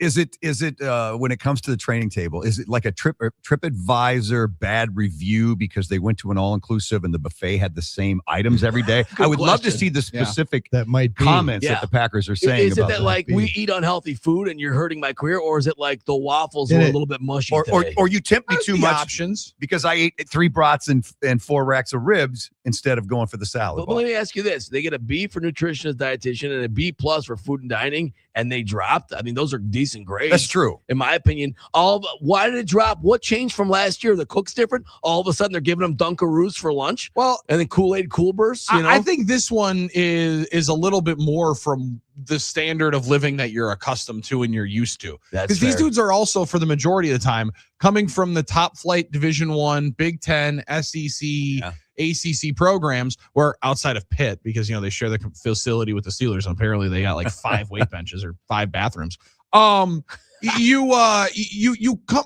These guys are eating carved steak every single night if you roll from Penn State or something. Yeah, so you're right. when you are getting surf and turf 3 nights a week while you're during training camp at a Division I level, where that's one of the separators. Before money in the NIL era, the only way you got the best players was, hey, this is what we offer better than everybody else. We have a rap studio, a barber shop, and a lazy river in our locker room. And then you get to the pros, and it's like, wait, where's all the toys? That was your house. We're here to work now. Who was it? LSU that had the slide that went from the upper part to the bottom part, the nap rooms and everything. The shocking thing to me about the Packers grades, though, and if there's places to look for them, was Steno, offensive coordinator, got a C. And as pointed out by many, one of 8 offensive coordinators to get a C grade or worse in the NFL. The other 7 were all fired. The only one that still has a job. That's an interesting one. There's one for you. And that maybe is the one that ties itself more to Matt LaFleur, right? And how much that came to. That. But also, I saw a lot of people starting to see, and maybe it's just because you like him doesn't mean it's a good thing. Rich Bisaccia had to get a B+. Yeah, Rich Bisaccia got a B+. That's amazing from the players. So, I was and Gutekunst at the combine this week said they were kind of shocked and surprised when he handed in that resignation. I am shocked and surprised that they were shocked and surprised that he handed in that resignation. At 65 years old. Apparently, though, he's not done. He wants to do other things. Yeah, the way he said it is I'm not retiring. I'm going to coach again. Just not for you, right? And I think that is that might be the slap where there was a thought of, whoa, okay, that's an eyes emoji. We were not expecting. All right, so this is funny because when Billy and I were talking about this off the air, we were joking because Armin is Mr. Straight A's and Armin. I'm not though, but Billy and I would celebrate a B-, whereas Armin would probably be mad.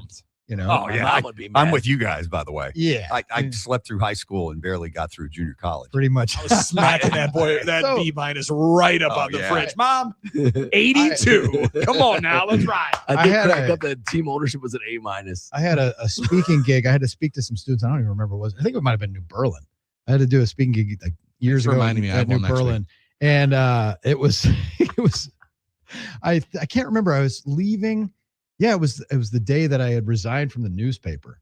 I had given my 2 weeks notice at the newspaper. I was leaving the paper to go to and I had this gig booked, and I probably should have backed out of it. But I go to Sync, and it's me and Jack Harbaugh were speakers on this panel. And I think I stunned Jack because I told these kids, I was probably like 100 kids or something, and I told them, you know, you guys you're studying. The idea is to learn, and I know a lot of you are obsessed with getting grades, and I'm here to tell you, like, grades aren't that important, right? Especially in my industry in journalism. It's so true. I worked. There was a woman I worked with at one point who had a Harvard degree. And everybody thought, oh, she went to Harvard. She went to Harvard. And one of the city editors told me, yeah, she couldn't find 3rd Street if she was standing on 4th. Oh, yeah. Good job getting the Harvard degree. What does that mean? You can't send her anywhere because she correct. can't find anything out. She can't, smart, but she's not Milwaukee Street not smart. not a good reporter. And so I said that, and Harbaugh was like, he was losing it. Like he's like, Mr. Go get you A. Yes. You know, he's like, he did not like my message, and he got the counterpoint of my message to pump the kids up. I was like, you know, just learn. And I told them, follow your passion. Like, if you want to be a writer, write about stuff you like, right? Because if you're into whatever it was, music, It'll skateboarding, come out better, yeah. like write about stuff you like. But apply that. And if you have free reign, if the teacher tells you to write something, write about something that you're interested in. And then I was, you know, I given them my usual spiel about, and that's try to BS the teachers, awesome. and, you know, never more true than now in the world we live in. I mean, if you're going into tech, you probably still need the degree, but for the most part, I mean, you know, kids want to be influencers, and you know, if you do stuff well, that's the thing. Like when your job interview, nobody asks your GPA. No, right? No, especially not in this industry what we're in right now. Now, maybe I had to go find it somewhere. In high school now, it's a little different because, you know, in our day, if you fogged a mirror, you got into school. You could get into Madison and anywhere. But now it's a little bit more competitive that way. So it might be more important. But this was, you know, years ago. And I had just left the job. I was a little bit foggy, and I just told them, don't go to class, kids. Yeah, I'm like, fine, you know, your figure grades it out. aren't that important. You know, it's like, just do your best and try. You want to get to like a college or a grad school, like you have to qualify for those things. I get it. But like I said, during the break, no one in any job interview or any sort of, you know, judgment of your job, at least here, like in this business, ever sits there and says, what, did you get a B in theology? Or did you get an A? Then I'm going to listen to you more. Like, you know what I mean? No, that's just not even what it now, is. especially when kids are getting everything off of Chat GPT. Oh, they can't trust anything. No, now. that's a scary problem that we're going into, and it's only going to get more confusing in the future. I'm the only uneducated one in my family. My wife graduated from Marquette, and my daughter graduated from Marquette, and my son graduated from Whitewater. They're all wildly successful right now. They all look up to me, though, as still the smartest guy in the house. I was going to say, look at rightfully you. so, as There they you go. should. They should. With no degree, unless you count an associate's degree for JUCO. Hey, man. My dad always would threaten that after we'd start making jokes about him. He goes, hey, I can go bust out the degrees if I have to. Just let me know. Just let me know. I'll bring them out. They're upstairs in the closet, but I can bring it out if you think I'm really that stupid. Yeah. I love that. That's so true. So these grades, like, will they lead to changes? Like, how hard the Packers got downgraded on that before? Get a babysitter. Hire some babysitters for game day. That's an easy fix to me. These are all kind of easy fixes. Now the head coach one might not be like that. That's a different one. That's an interesting spot to be in. But like at least you still. My biggest thing is I'm just glad that they're still out, right? Because it was the one way that teams and players could hold teams accountable. Yeah. As to what their practices were. And there's only one way for ownerships to get better, by getting called out publicly and frankly shamed about it. I do look forward to this list every year. Does it pain you, Packer fans, that the Vikings finish second? Vikings are overall? always high. They always are right at the top. My daughter worked for them for a year. They have a brand new facility. She raved about it. Yeah, it's like, I'd rather win in the field, though. I mean, I don't think Dolphins fans are happy today just that they're number one again in this. They want to win games. But let's be honest, fans don't really care about that. They care about winning games and winning Super Bowls, right? Right. I mean, the Vikings did win 14 games last year, 2 years ago. But like, I mean, and again, so they've had those years where they've been better. But you know, talk about like the nutrition, and they have one of the biggest dining halls in that new space ever maybe created in like 4 or 5 different versions and cuisines and you things asked like that. Leroy, and it was a big deal that when Reggie White arrived, they started to upgrade, and they started to bring in, like, I think Mr. Perkins, they started to bring soul food in a couple times a week for the players, and that was And like a huge deal. Are you telling me there wasn't a lot of soul food in Green Bay, Wisconsin in 1992? I don't think there is today. Yeah. Not unless go and ask Denny's, and maybe they'll craft something. I was going to say, if you guys had to give them a grade for press box food, would it be okay? Oh, IPA. Lambo? Oh, it's one of the best. That's Ross Tucker. Ross Tucker always says. Ross Tucker raves about it. The halftime brat. Yep. And Darren Ravel puts it out there too. So And pour one out for the site of Armin's engagement. The Bradley Center it's over. had the most incredible catering. That run from 88 to like 2000 maybe, or even like later when Jim checking everybody in right at the table. That's why I said people don't appreciate the Bradley Center enough. The Bradley Center had media, and we were great. We were treated well. When that building opened, I was covering the Admirals, and I was talking to somebody the other day. I covered the first event. I was telling Dennis Krause, I covered the first event there. Oh, that the Blackhawks. October 1st, Blackhawks in Edmonton. Yeah. They thought Gretzky was going to be everybody got traded in the summer. Oh. So it was Blackhawks Edmonton was the first event of the Bradley Center, and the catering stuff. And I would cover the Admirals, I was covering the Wave, and I was like backing up doing like Marquette go to the grocery store. and Buckside. You were there as every a night? single guy. I didn't spend any money on groceries. I crushed that, and I wouldn't eat all day, and I'd go crush that buffet. Will the catering be the same at what's now sits on the site of the Bradley Center, which is the brand new theater, which opens tonight, by the way? Their Landmark Credit Union Live. Credit Union Live. Rainbow Kitten Surprise opens that building tonight. They had media day the other day. I didn't go, but the pictures look stunning. It looks amazing, yeah. And I bet the catering's pretty damn good as well. Catering's going to be backstage, but it's not going to be as good as like the Pabst in the Riverside. They're known for their hospitality. They got baristas back there and pastry chefs. Yeah, Pabst Riverside, Turner. They really spoil people. But the food at an absolute nostalgia moment with that Bradley Center media room. Oh yeah, Fiserv got rid of the media room. Now they give you a dogs. voucher. Yeah, go get something in concession stand. Go get you a cousin subs. That's what the Brewers do during playoff stuff. And the Brewers and the Bradley Center was always free, but then and Packers are free. AmFam you got to pay. And you will get told that and you will get caught, but you do get a buffer. I still remember when I was an intern and I got caught the first day, and hey, you got paid for that. I'm like, Lorraine, I'm so sorry. Lorraine's not going to get, honey, don't worry about it. Just the next time this was in the house. Just wanted to let you know. Lorraine's Just the let best. me know. Yeah, 19-year-old just sitting there, wet hair as I rolled in. Sorry, man. I'm so sorry. I'm so sorry. Yeah. The ice cream crushed 8 plates. I'm really sorry. But the ice cream used to be free. I used to just get that. It's a huge perk. I will say, pulled up a chair. Someday we have to call Hardecourt because they were experimenting with food. They had a chef at early days of Miller Park, and it was unhappy and unappetizing, and people were complaining. And then it became the killer was the entree one night was ham hocks. Oh wow! And it's like ham hocks, and Hardecourt we call it the ham hock rebellion. Hardecourt's like, how hard is it to have a piece of flipping chicken? Like I go to any banquet, I go anywhere. Have some ham hocks. So that was the final straw, and he complained about it, and then like the food got upgraded after. It's like a throwback to the Beverly Hillbillies. There was a one time Marquette for their pregame had I think a Chinese buffet, and it wasn't as good. There was like a running joke that one time this isn't as bad as the time that we had Chinese before the Marquette game. Not that I don't like Chinese cuisine, but I can't imagine it's the best thing to have on a buffet in that situation. Yeah. I gotta go to a new China buffet again. No, those are the best, man. Back in the day, but in college, we all went. Oh, we crushed that stuff, man. Buffets and salad bars. I'd like to bring them both back. Well, that's why I'm going to the Vegas old salad bar, man. It's a good supper club with a salad bar. What we talked about all-inclusive resorts. They still have a pretty nice salad bar you can knock out. Great, usually. Yeah. Yes, that is a great. Yeah, I miss those days. Vegas still has them. I'm going. They got a couple, but they're not as good. Not as good as it used to be. There's only a couple that are good left, but you can still find them. You got to go to the Palms. I'm a big bar fan in general. Salad bar, potato bar. What are the best? Corner bar. Corner bar. Yeah. Corner bar. Dive bar. Yeah, they're all great. Tiki bar.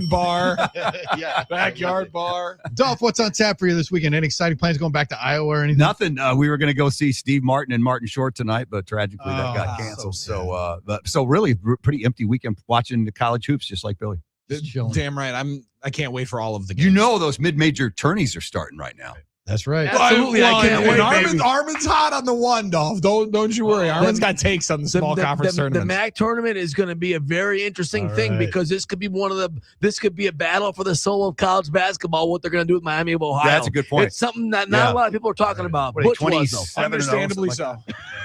Halftime adjustments have been made. Scott Dolphin, thanks for popping by. Fellas. Appreciate it. Take a break.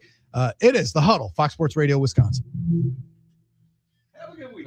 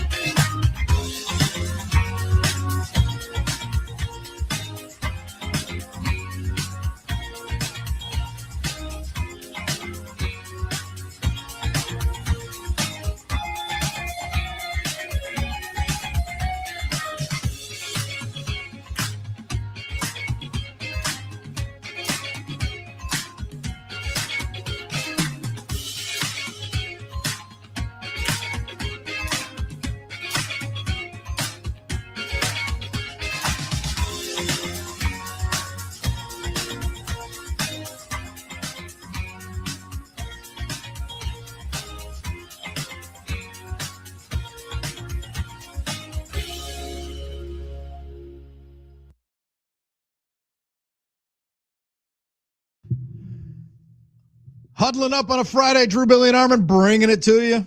877-794-1973 gets you into the NicoletLaw.com talk and text line.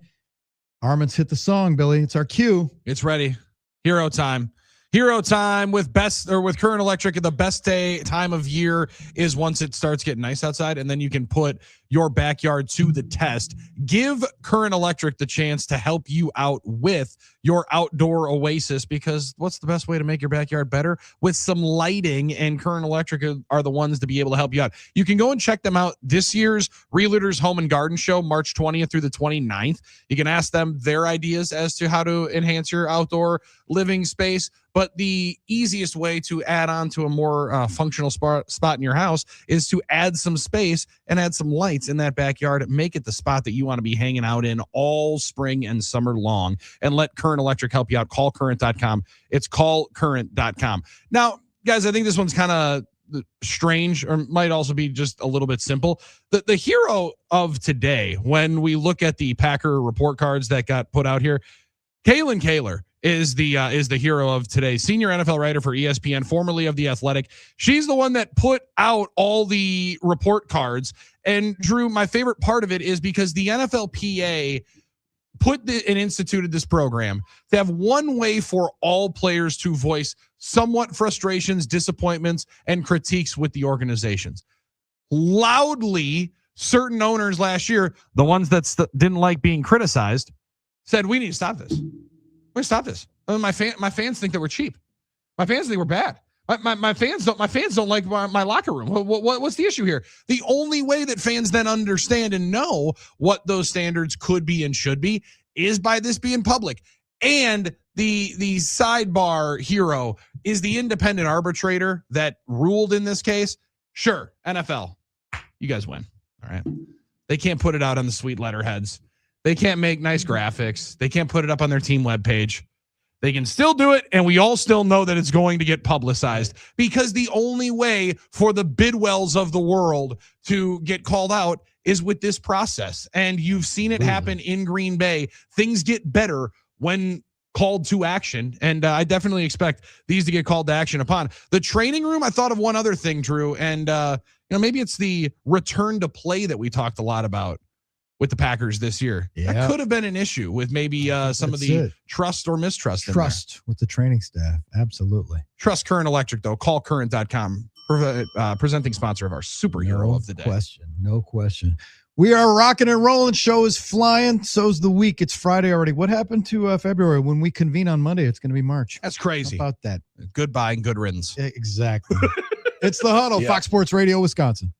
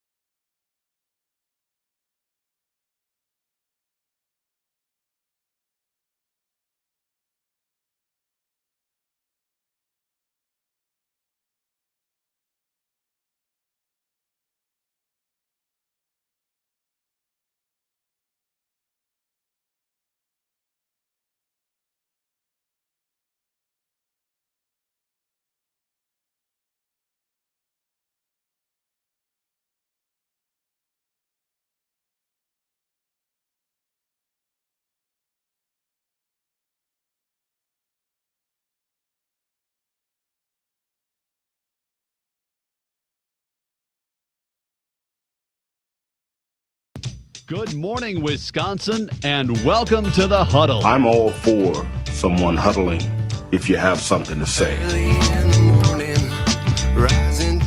It's time to wake up and talk about the teams you love with the guys you love. It's just about getting the group together. I need you, you need me today. Let's keep touching each other. Let's make sure we feel each other.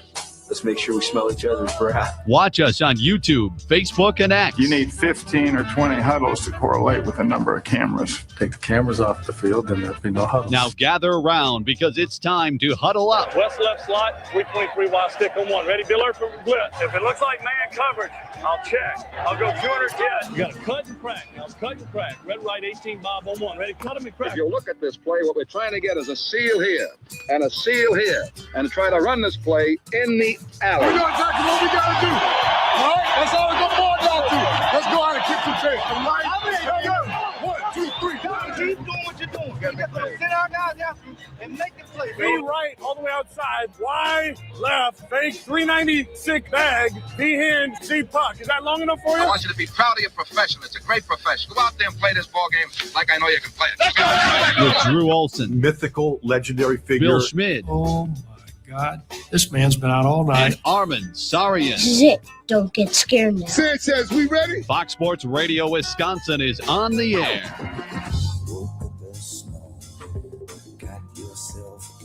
Friday edition, the Huddle continues. 9:20 in Milwaukee, 1070 in Madison, everywhere on the iHeart app, streaming live on Facebook, X, and YouTube. If you can't find us, you're not looking hard enough. That's true. Or not subscribed on YouTube because you Yes. get that notification sent right Oh, to it's you great. daily. So it's your fault. And a new little feature. You see the comments on the side there that just pop up, not just in the chat side, but right above there. It blocks my face a little bit on the Huddle logo, which I don't And I love, see but- you getting in there too. I did. I responded. responded. Dobbler asked a question. I responded. He was asking about the clock. Yeah, we go a little longer with Dolph there, and we make that last segment shorter, but I figure it's worth it, right? Dolph is content. We But got to it's tighten the it same- up. We're tighten it up. It's blocking and tackling. Yeah. You know, it's end of the week. I got to do a better job as the quarterback, the point guard. I got to get us to break early. Either way, it's the It's on same me. total amount of content. You're not losing content. Well, and per us hour. up front need to block better. We need to be cleaner on the execution to be able to make sure that Well, everything can go. Dobbler's through. grades will be coming out later on. You know, Okay. they'll be released. So Yeah, that's great. Yeah. Yeah, we've been talking about grades because of the NFLPA grades that leaked with the Packers dropping from 7th to 21st. 21st. Large portion because of the training room. And Drew, last year, also head coach went a full letter grade down, went from an A- to a B-. Hey, congratulations, all team owners that are listening to us here today. You got an A- though. yeah, Yeah, we- You got an Head A-. policy? All of you. I was thinking all the owners. Oh, I was yeah. thinking all the fans, and shareholders? the owners, the shareholders that are listening to us. But You why- guys got an A-. the minus is funny. Like Charles and Arkdale didn't do a good enough job. Well, or, like, listen, I think there were a few boos going into halftime That's when true. maybe you could be supporting the program, when you could be about the cause. So that could be one of them. Maybe ticket resale is what dropped that from an A to an A-. The training room, though, Drew, and I think we asked it a couple of times, it felt like the Packers had more times this year than ever before where a player was a question mark going into the game, played in the game, and then didn't make it through the game. Yeah. Right? Thinking Zach Tom in Cleveland when he clearly was still hampered. with that. And Yeah. like the Brandon McManus kicking situation, keeping him off of IR and having him roll with Haversack. And he's clearly maybe not still healthy, but he wants to be able to play. He's not necessarily talking to Matt LaFleur and figuring it out.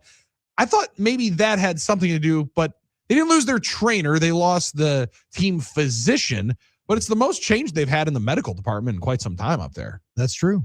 Everybody loves Flea in those. Everyone games, loves right? Flea. So I can't figure out what Yeah. that would be, but You're right. That's something to think about. Like when you're cleared to play, and then or they were hinting that Zach Tom could play, like and then like not even close. Well, and I remember there being something to, and I have to go check the exact quote that LaFleur had, but he had said something of, we lean on the players to let us know how they're feeling, what they actually think they're going to be able to do. And maybe that was more than there had been in years past. Maybe that put them more in a bind, and maybe guys felt like that was a part of it. Or it's the call to action is, I think they're redoing the entire training room right now and updating their recovery spas and pods and cold and hot tubs and all the different infrared saunas to be able to have. It's an impressive operation to be able to continually put money into the program, but you also see these guys coming from absolute meccas. Like, it's not an excuse. I think this is more of an explanation. This is at all different levels. The Badgers are going to build an absolute palace right now, at the Kellner Center that they're putting together next to Camp Randall Stadium. These football departments that these kids are playing in, if you're in the SEC, Big Ten, ACC, are disgustingly good. And that was one of the biggest advertisements other than paying players to be able to get there. And in the NFL, they're like, hey man, you can go and you can make your backyard really, really nice with the money we're paying you. That's a great point. Perspective's changing, Drew. The locker room at the Cardinals training center might not be up to Arrowhead High School standards. That might not be Arrowhead basketball, but listen, that's another hill that we can get. Also, if you're ranking teams, football would still appreciate one, but I'm not getting it. It's zero sum if you're ranking teams. So if all facilities are getting better, there still has to be a number 27. There still has to be number 25. Yeah, that's true. It doesn't mean these guys are living and playing in absolute squalor. So it is kind of an eye roll for me a little bit. And it's interesting, too, because the Packers, and in a way, it'll be like with the Brewers as well. Like, if you've only played for one team, you don't really have a measure. You don't have a frame of reference. You got guys coming in like Josh Jacobs, Xavier McKinney. You got guys coming in from other places. Nate Hobbs, Aaron Banks. Guys who have been at other places. Like, Aaron Rodgers played his entire career in Green Bay, and he was used to a level, and then he goes to the Jets and the Steelers. Yeah, different beast. I think now he's looking back going, I had it pretty good in terms of coaching and being competitive and the way I was treated. And like he now he knows like how good it could be. And now also like you say, what do these report cards matter? Well, to a prospective free agent that does have enough of the pelts on the wall and everything else is pretty much even. Where do I want to choose if I'm going to choose from a team that's sitting in the 20s or, maybe you mentioned the Aaron Rodgers one, the Minnesota Vikings. If his two options this year are the Steelers and Vikings, which it kind of seems like it might be, he's seen what the outhouse might look like if you're reading into the minus the 32nd rank for the Steelers. It's an interesting part of that dynamic. Wouldn't you like to be a fly on the wall of the cell phone conversation between Micah Parsons and Trayvon Diggs and say, what's it like there? What's different here? Yeah. Yep. And then, the guy, we know, and these things are, the grades at the NFLPA, it's on the facilities, the nutrition, the training, the weight room. It ain't about the city and the restaurants and bars and nightlife. Yeah. Availability of female companionship. Yeah. Direct flights in and out to say, I don't know, Miami. Yeah. It's not about that. Atlanta connections. And then like with travel, and that was one of the things the Brewers have leaned into when they do recruit free agents and stuff is that, our travel isn't as bad as, you want to go play in LA? Great. That's a great one. Go fly to Miami, New York, Atlanta. Like those are long ass flights. You spend a lot of time in planes and it takes a toll on your body. Whereas the Brewers have to sit here nestled in the middle of the country. And you're, much shorter travel days. Well, and I don't know necessarily if the travel is going to get better because I do believe the Packers are going to play one of their international games this year. Right. So will it be against the Lions? I think it's going to be. Talking about that because the rumor was that they were going to go to Germany. Now the Lions have been announced in Germany. Would they take that game away from the fan bases here?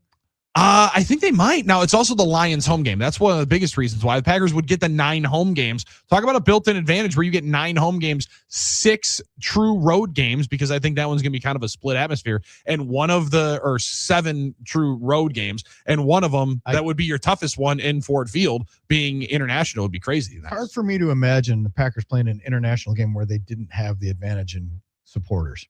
Yeah, I would agree. Yeah, I would think it would be basically the worldwide fan base. The only reason the Lions would have any is the German connection with maybe if there's too many Amon-Ra St. Brown fans there because he speaks German. That would be the only reason I could think. That could be like he might win the neutral people. Yes, he'll win over those. Well, fans. I always wonder if the way Kappa Kate won over some German people to cheer for the U.S. and women's hockey. Well, it's for usually reasons like that when you pick a fan loyalty. Like you're wearing the Tottenham shirt today. It makes me think, Billy.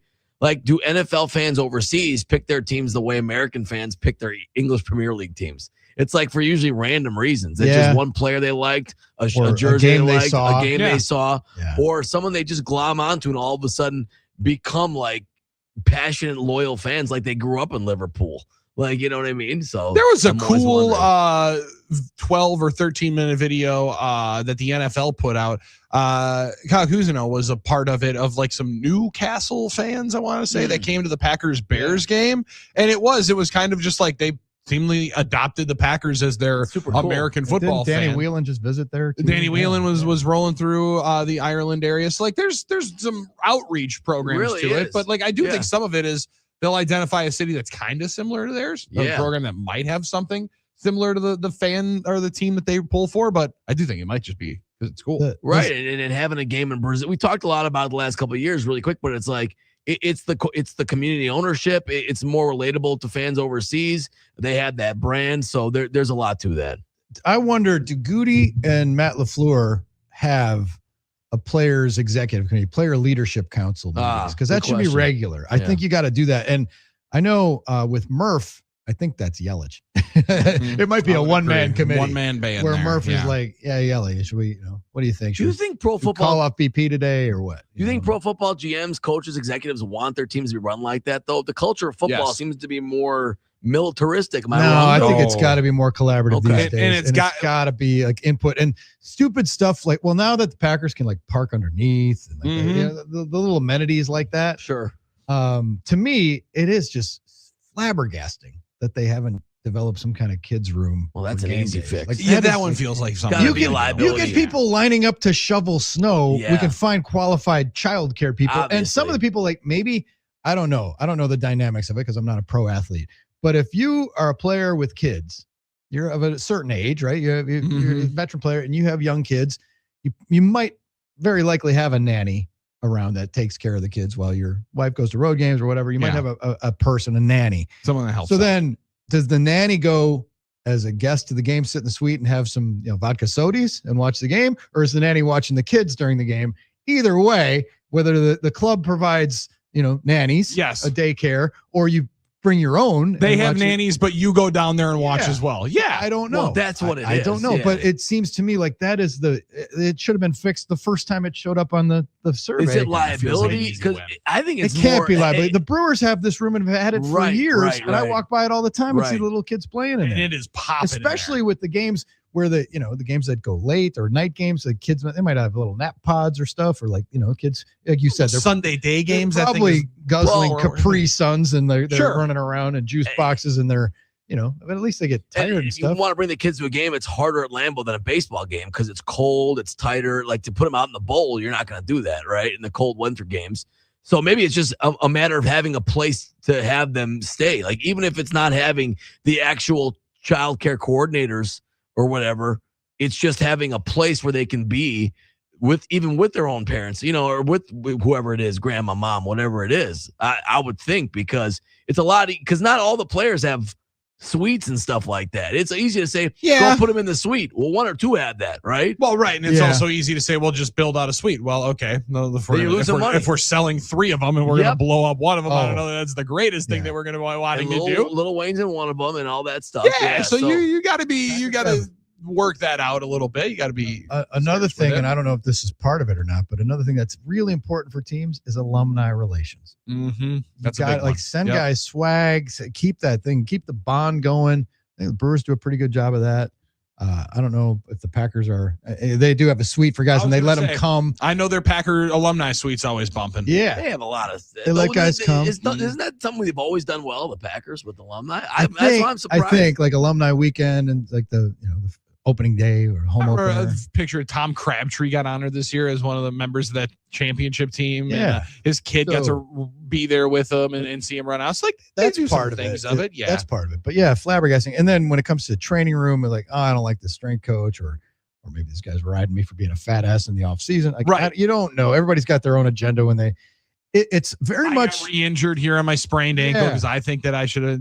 There can always be quibbles. These grades are very much like back in the day when you talk to a hitting coach. He's like, a third of the guys love me, third of the guys hate me, and a third of the guys are neutral. And it's like it's based on the Venn diagram is like, who's having a good year? They love me. Sure. Who's having a bad year? They think I'm an idiot. And the guys who are doing what they always do just are neutral and don't care. So it's like, it's reflective of that in some ways. It's also the again, like Armin said it. And are any of these really, really bad grades? Well, listen, if the Green Bay Packers are going to be title town, and that's what you're going to hold yourself to, average is not good enough. That's average a fair point. Average can be as good as an F, but there's no F minuses like I saw certain teams getting graded for on their ownership or coaching. And also, I mean, listen, I'm not trying to throw stones. I'm not trying to say my guy's better than your guy or our guy's better than their guy. Aaron Glenn got an A and was literally falling asleep yesterday on national television. So I mean, like, for some of this stuff, you can see some of it and you can laugh. You can also look at some of it and say, hey, good understanding. We appreciate the feedback. This is the real life suggestion box. It is. In what workplace do people actually go in and open the suggestion box, dig something up and say, oh, Armin and Broadcasting said, we need more selection of Pop-Tarts in Vendo World. Great one. Okay, cool. Who cares? One.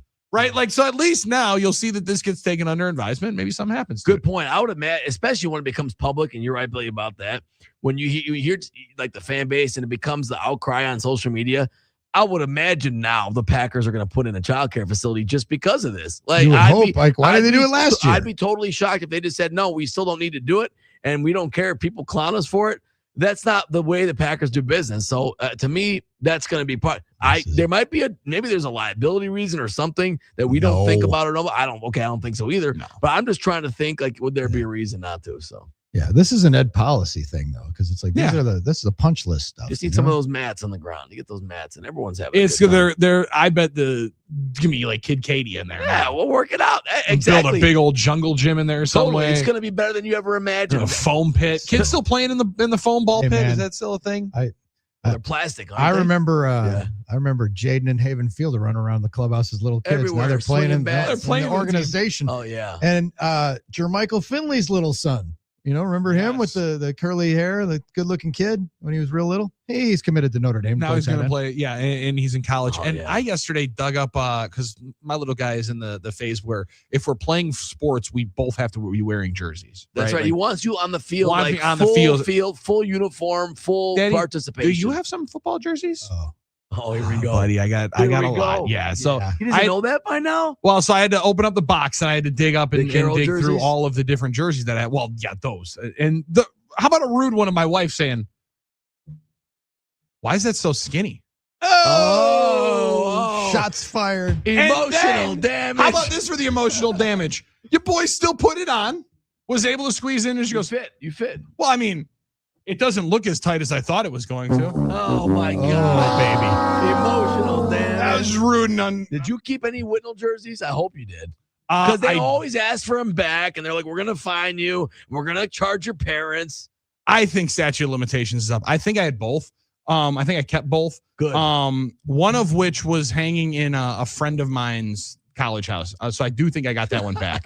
I don't know exactly why that one stayed in the Carroll. You played for the name on the front. They didn't have your name on the back. Not on the back. No, not on the back. Okay. We keep that one right there on the front. But speaking of Jermichael Finley, all of a sudden I was digging through and realized that I had a Jermichael Finley number 88. Pretty cool. That was a good one. I was pretty cool. Wish I would have known that when he was sitting with us at Radio Row last year. Kids are going to be like some of my annoying friends growing up in the Wooded Hills subdivision back in the day. Oh, yeah. We'd be playing, like in the summer, it's like, all right, we're playing baseball, and you play a couple hours, and nobody's in right field. If you hit the right field, automatic out. Mm-hmm. And then, like, dude would have on his, like, Brewers t-shirt or something, and then, we're tired of this. Let's go shoot some hoops. Wait, I got to go put on my basketball jersey. I got to switch them up. Like, really? Oh, yeah. Really? Oh, yeah. I was a cynic as a kid. I'm like, why would you have to do that? You're delaying us. Like, you got to go home and change. Like, well, thank you, Drew. And how about yesterday? I thought I totally cracked the code. What do you put on in that situation? Because we have a kid doing this. Deion Sanders jersey. Yeah, because he can play. There you go. Sweet. Baseball, football. Great. That's done. A great one. Mind blown. Yeah. Teddy. No, that's football.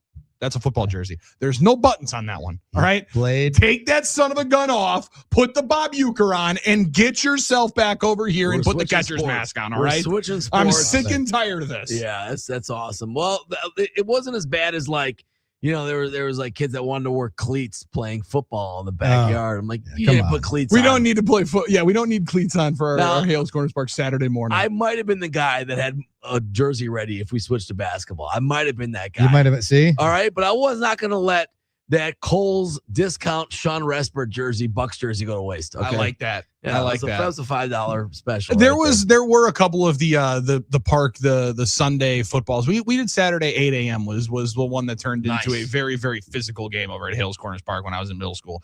There were times when you had we picked teams earlier in the week. You guys are going to be in the white jerseys. Wear one of your aways. You guys wear a color jersey, so then we know exactly who's on the same team. You can't go shirts and skins when you're playing in the middle of October. That one's not going to work necessarily as well. Not going to be as good. Nope. 877-794-1973, NicoletLaw.com talk and text line.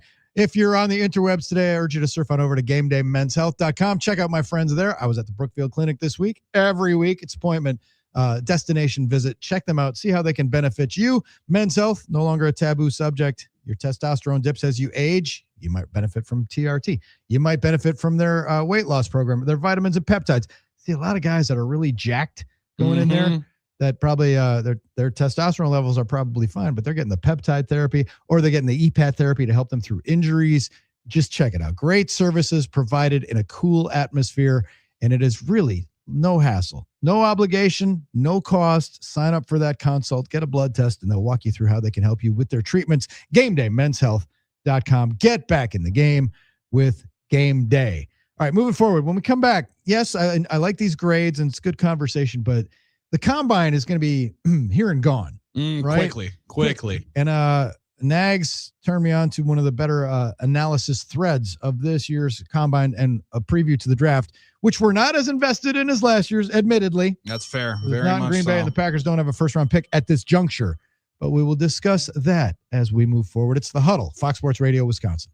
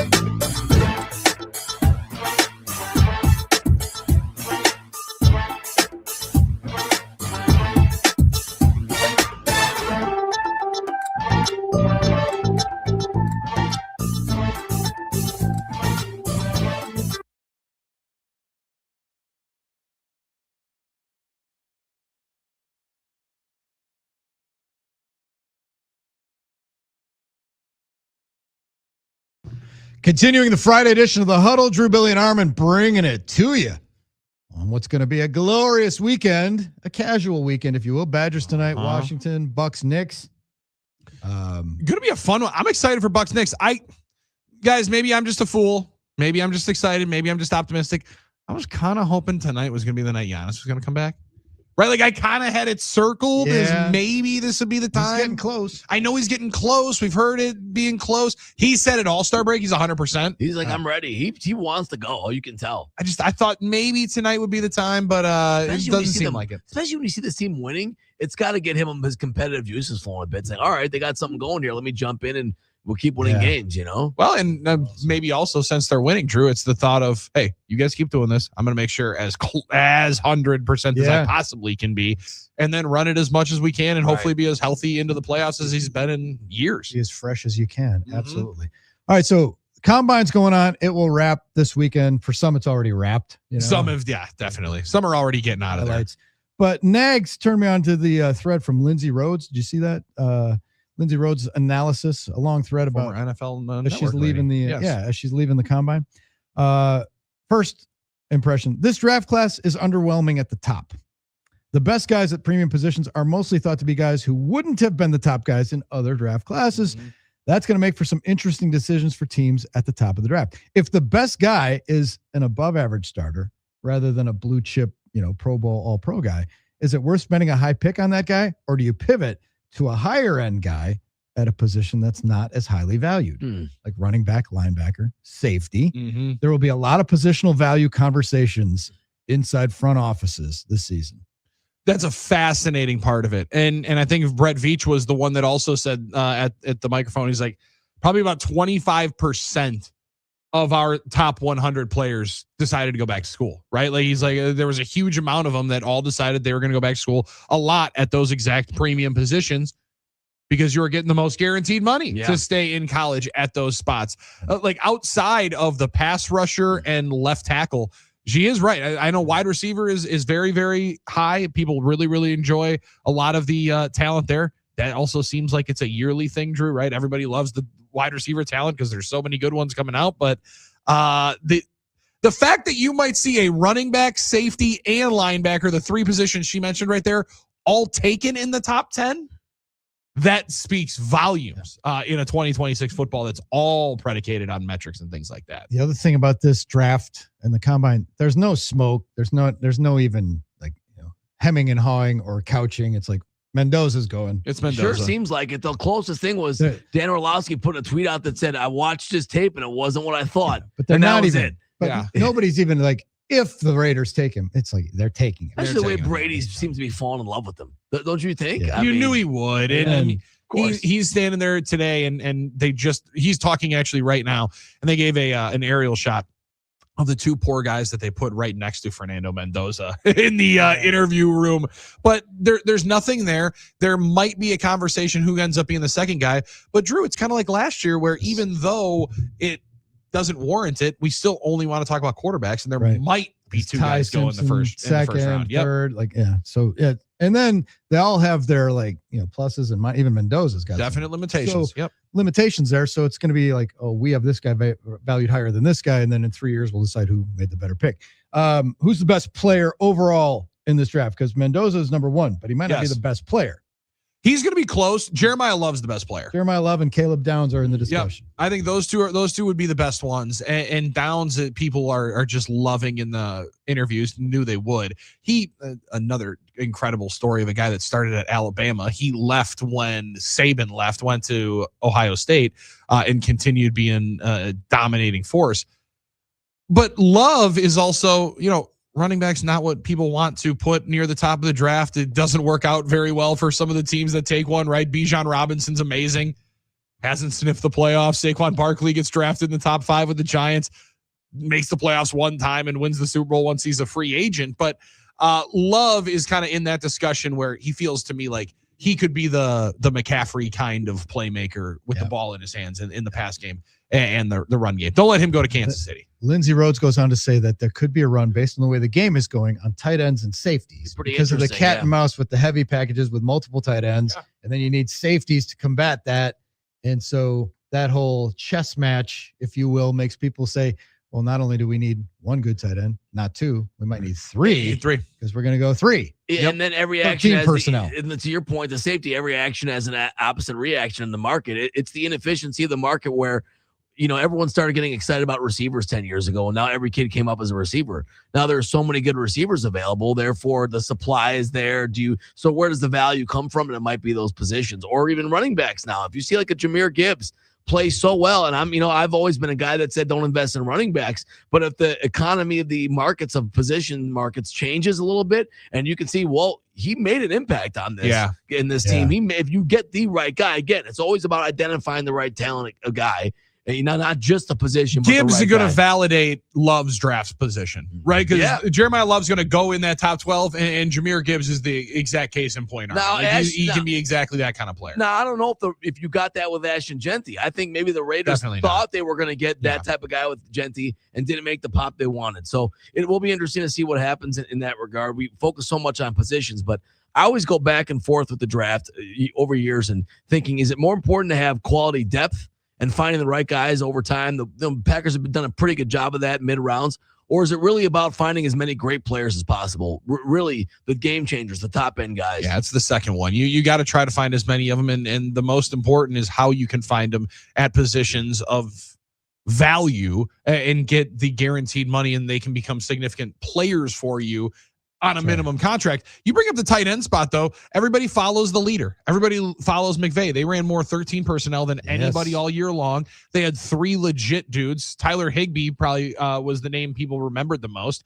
He wasn't the best fantasy producer. And then they had Ferguson, the rookie from Oregon, who caught like 2 touchdowns in the final 8 games and was a force. I saw somebody saying it yesterday online, like, tight end's a sneaky position of need for the Packers. No, it's a position of need for the Packers.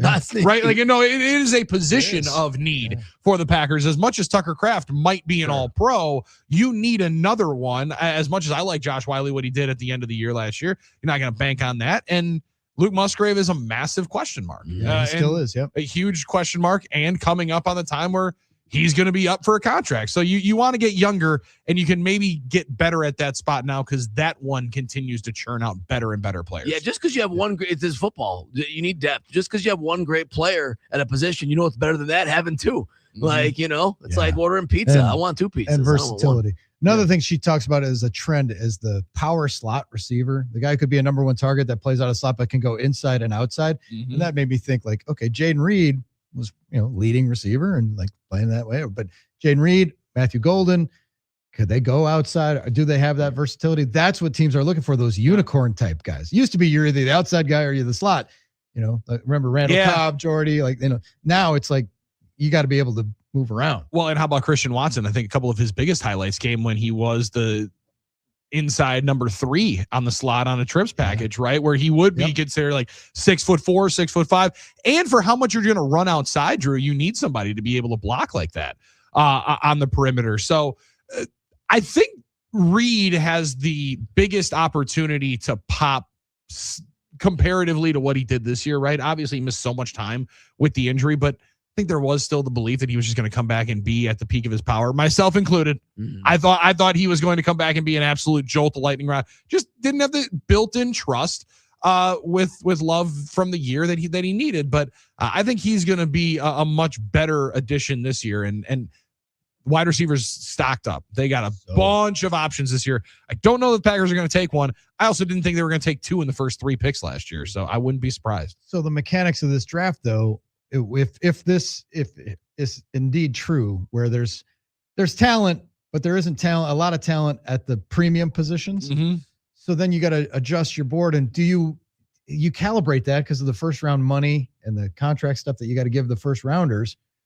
Does that mean, well, we're not going to take that guy or that position at this juncture? That has a weight on it too. It kind of does, and I think the Packers maybe do it more than other teams, right? Like I think they've taken more swings with their first round picks always at those premium positions. Even if a Jordan Morgan was a question mark, like, oh, maybe he can play guard. They're like, no, we're going to try him at left tackle because that's where there's more value for us to have him on a rookie contract for 2 years potentially, or corner. And they've tried a lot of times at corner. I think they'll still be taking swings at that spot just because you desperately have to. But I mean, you need good players everywhere, right? You need good players wherever they end up being. I just think this is where we're really starting to see rubber meeting the road of NIL and the NFL starting to have a little bit of conflict. If players are still coming in more ready than ever before to perform once they get to the NFL, league's not going to care about it. But I do bet there's some front office members, Drew, that are saying, well, I really wish X, Y, and Z came out. This Armin Olsen here at Houston University, why the hell did he not come out? We wanted to take him at 52. Exactly. Yeah.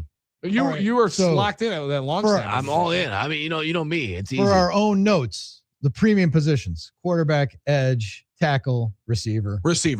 Yep. And maybe corner. Corner is definitely the last one in there because I think it's the second hardest position to play in the game. Which is funny because we're talking about tight ends, safeties, interior linemen. Yeah. So, but those are so now, so tight end might be a premium position this year. Might be a first round. Well, and we say edge rusher, it's pass rusher, and over the last couple of years, Aaron Donald, crazily enough, breaking the mold. Everyone says the most important edge rush might be coming from the 3-tech. So it's guys that can get after the quarterback, but those are the spots. The ones that make the most money are a lot of times the premium positions, and the ones you just named right there, 30+ mil for the top players at that position. Yeah, but then again, you see the stat floating around that all the top paid receivers amounted to one playoff game win. Or one playoff win, the top 10. So you don't know sometimes. And sometimes those are the ways that just happens in the playoffs. It doesn't necessarily correlate to a reason for it, but it doesn't causation, but it's just the way it goes. So, yeah, but those are usually, when you see the highest paid guys, those are usually the positions.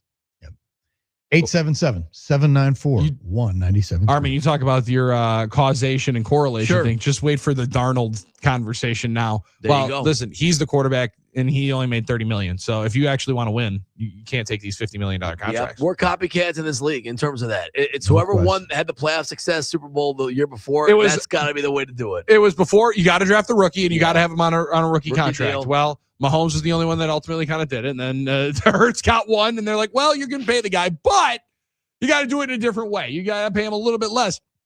We'll see. We'll see if that ultimately changes it up, or if we're going to continue to do business the way we're doing it in the NFL.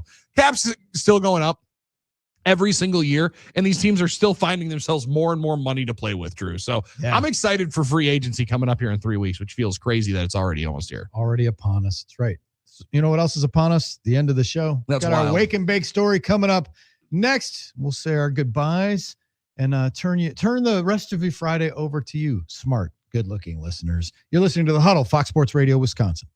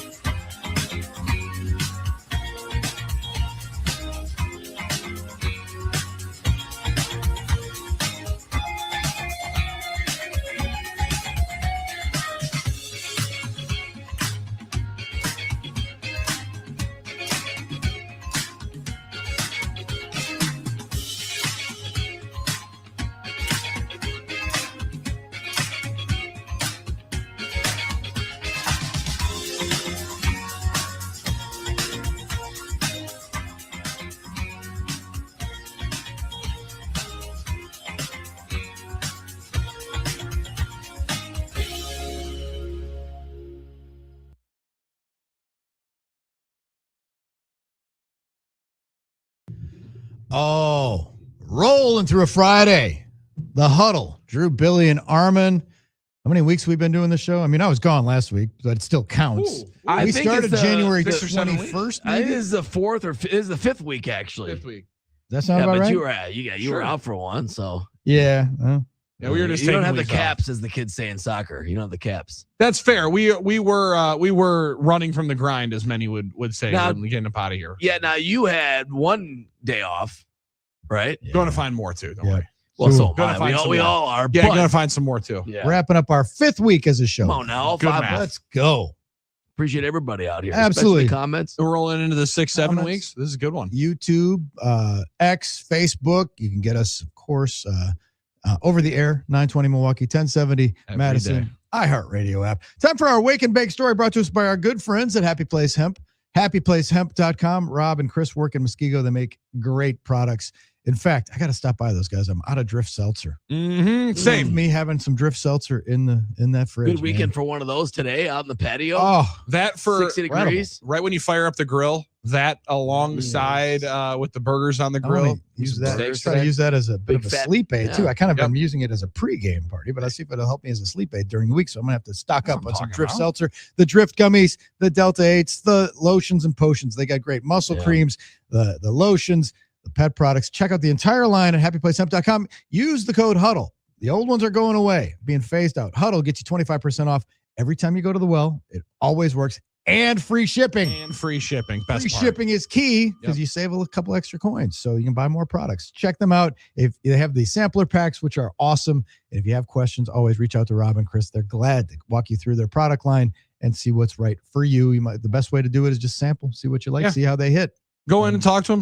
You shop local for everything else. No doubt. You might as well do something. No doubt. So they sponsor our Wake and Bake story of the day, Billy. What do we got? Because some people are just waking up as it's quarter day. Well, just waking up. I'm glad you said it that way because this one came via Armin, one of our favorite chat services, Vital Vegas. Oh yeah, great Twitter account, Vital Vegas. He annoys me sometimes, but that's okay. Yes, and Team Cheeks, you better believe it. Now this one linked to a story from the Huffington Post. Speaking to people are saying, you know what, Vegas is dying. People aren't going to Vegas anymore. Yeah. Well, Vital Vegas is saying you can come and have the vacation that right now is apparently trending upwards. Okay. The sleepcation. More Americans are choosing to take sleepcations than adventurecations. This from the Huffington Post. With travel dupes and hush trips, there's a number of new travel trends, but seemingly, perhaps the most appealing concept is the sleepcation, which is running amok on TikTok and Instagram. However, they take the polar opposite of the approach of running yourself ragged going and sightseeing. And as Tanner Saunders, senior hotel reporter of The Points Guy said, and it's true, it's pretty simple. You take vacation with the intention of getting a good or few good nights sleep. It's amazing. It can be as simple as checking into a hotel in your own city with a sleep package of enhanced ways to get a great night's sleep, like a fancy bed, advanced technology, sound machines, or some sleep enhancing supplements, or a full-on sleep retreat. Now, this isn't an Aaron Rodgers darkness retreat. I was going to say, it's just code Huddle. I mean, we just talked about that. But Sky Scanner's 2024 travel trend said nearly 50% of Americans travelers were surveyed saying they're more mindful of their sleep health now, and that sleeping topped the list of U.S. travelers' main activities for their next vacation, outranking shopping, sightseeing, nightlife, or wildlife spotting. You know, I want to get my head on a pillow and I want to sleep. It is interesting, but like, I guess I'm going to ask the question anyone can ask. Can't you just do that at home, take a day off and do a staycation, or do you have to go to a hotel? But I'll say this. I did read that more people are taking days off just to sleep. So what does that say about us and the demands we have as a society and our workplace, the changing, times of like 24-hour access and like the demands on a 24-hour job? Might as well grind now before AI replaces us all. I guess, but it's kind of sad. But then again, we should be getting more sleep. Well, here's the thing, though. I spent many nights in hotels. And I can sleep in hotels. Other people have trouble. Some people look forward to it. The blackout curtains is hilarious because I remember when my pal Pat Hughes, Hall of Fame voice of the Cubs, was with the Brewers. He always carried in his suitcase duct tape because there was always that gap in the curtains. Wow, he would tape really? the curtains. Oh yeah, That is he epic. had You can't he fall had asleep. the workaround to get the sleep stuff. And it's true. Now, here's the thing, though. You guys, you'll probably sleep great on vacation. When I was in Mexico, there were some nights when, thanks to this schedule of ours and daily routine of being in the sun and going to happy hour and dinners, I was in bed by 9 o'clock on vacation. Sure, but, Which is great. Up early. But the thing is with you guys, you could do the staycation, send the kids to grandma and grandpa. Right. It's the Thank kids. you. Exactly. Yeah. Why Billy's can I got not do two. this at home? That's Because what I it have a is. 10-month-old's foot in my ear every single night. I get it, but if you're going to Disney with the kids, you're not getting that. It's the same situation. Correct. Correct. So it is. Or what when it I got is. woken up Correct. with, Daddy, why is your shirt wet? Well, it's the same reason why your pants are wet. Thank you very much. And shockingly, that changes it up. So I have never felt more seen in this one because as I was asked earlier this month, guys, and it's coming up this summer, I'm going to be the best man in my best friend's wedding. Let's go. And we're going to do the Congrats. bachelor party up in Escanaba. And when the assignments, the story, the itinerary came out, there was something about sharing beds. And I said, listen, I appreciate it. We're I love over all you 30. guys. We're over 30 now. We're over 30, and this isn't sleepaway camp. More importantly, I got 2 kids. And the most important thing, I appreciate the golf. I appreciate the casino. I appreciate what might be in the parking lot of the casino, which you might be able to spark up. You know what I'm also really going to appreciate is the fact that I'm going to roll around in my own bed, and I'll pay the extra money if it means that I'm not bunking with somebody else, because we're over 30 and I need to get that night's sleep. Drew, I had never felt more seen when I read this, because I'm definitely dreaming of a sleepcation just about every single night. That's a good point. I'm not going to lie. I mean, yeah, I'm going to be in Vegas in about a month, and I'll be making sure to sleep in, although the time zones do mess you up. But then you're too excited when you're there. However, you're right. I mean, it is going to be nice now that we work this shift to know we don't have to get up at in the middle of the night. Now, can you guys explain what you think this one is? Malibu Beach Inn in Southern California features 2 designated sleep suites. Blackout curtains, probably part of that. And then the Four Seasons Resort on Hawaii's Big Island offers an 80-minute, quote, sweet dreams massage treatment to promote a good night's rest. The what? The sweet dreams treatment? Sign me up. Takes Sweet 80 dreams, minutes. Sweet dreams treatment. Can I sign up for 90 seconds and get a discount? Do they? Armin's always looking for the deal. I was just thinking they were reading a bedtime story. I didn't. Oh yeah. What are you right. talking about? I don't know. I'll come up with my own. It's called watching YouTubes of people making sandwiches. That's what puts you to sleep. It puts me to sleep every night. Love that. Love that. Happy Friday. It's been a great week. We've made it through February. We're on to March. We're going to see you at 5 a.m. on Monday. Matt LePay is going to join the party. He'll be back in the state. We're going to have a blast. Thank you for hanging out with us this week. We'll see you Monday. Peace.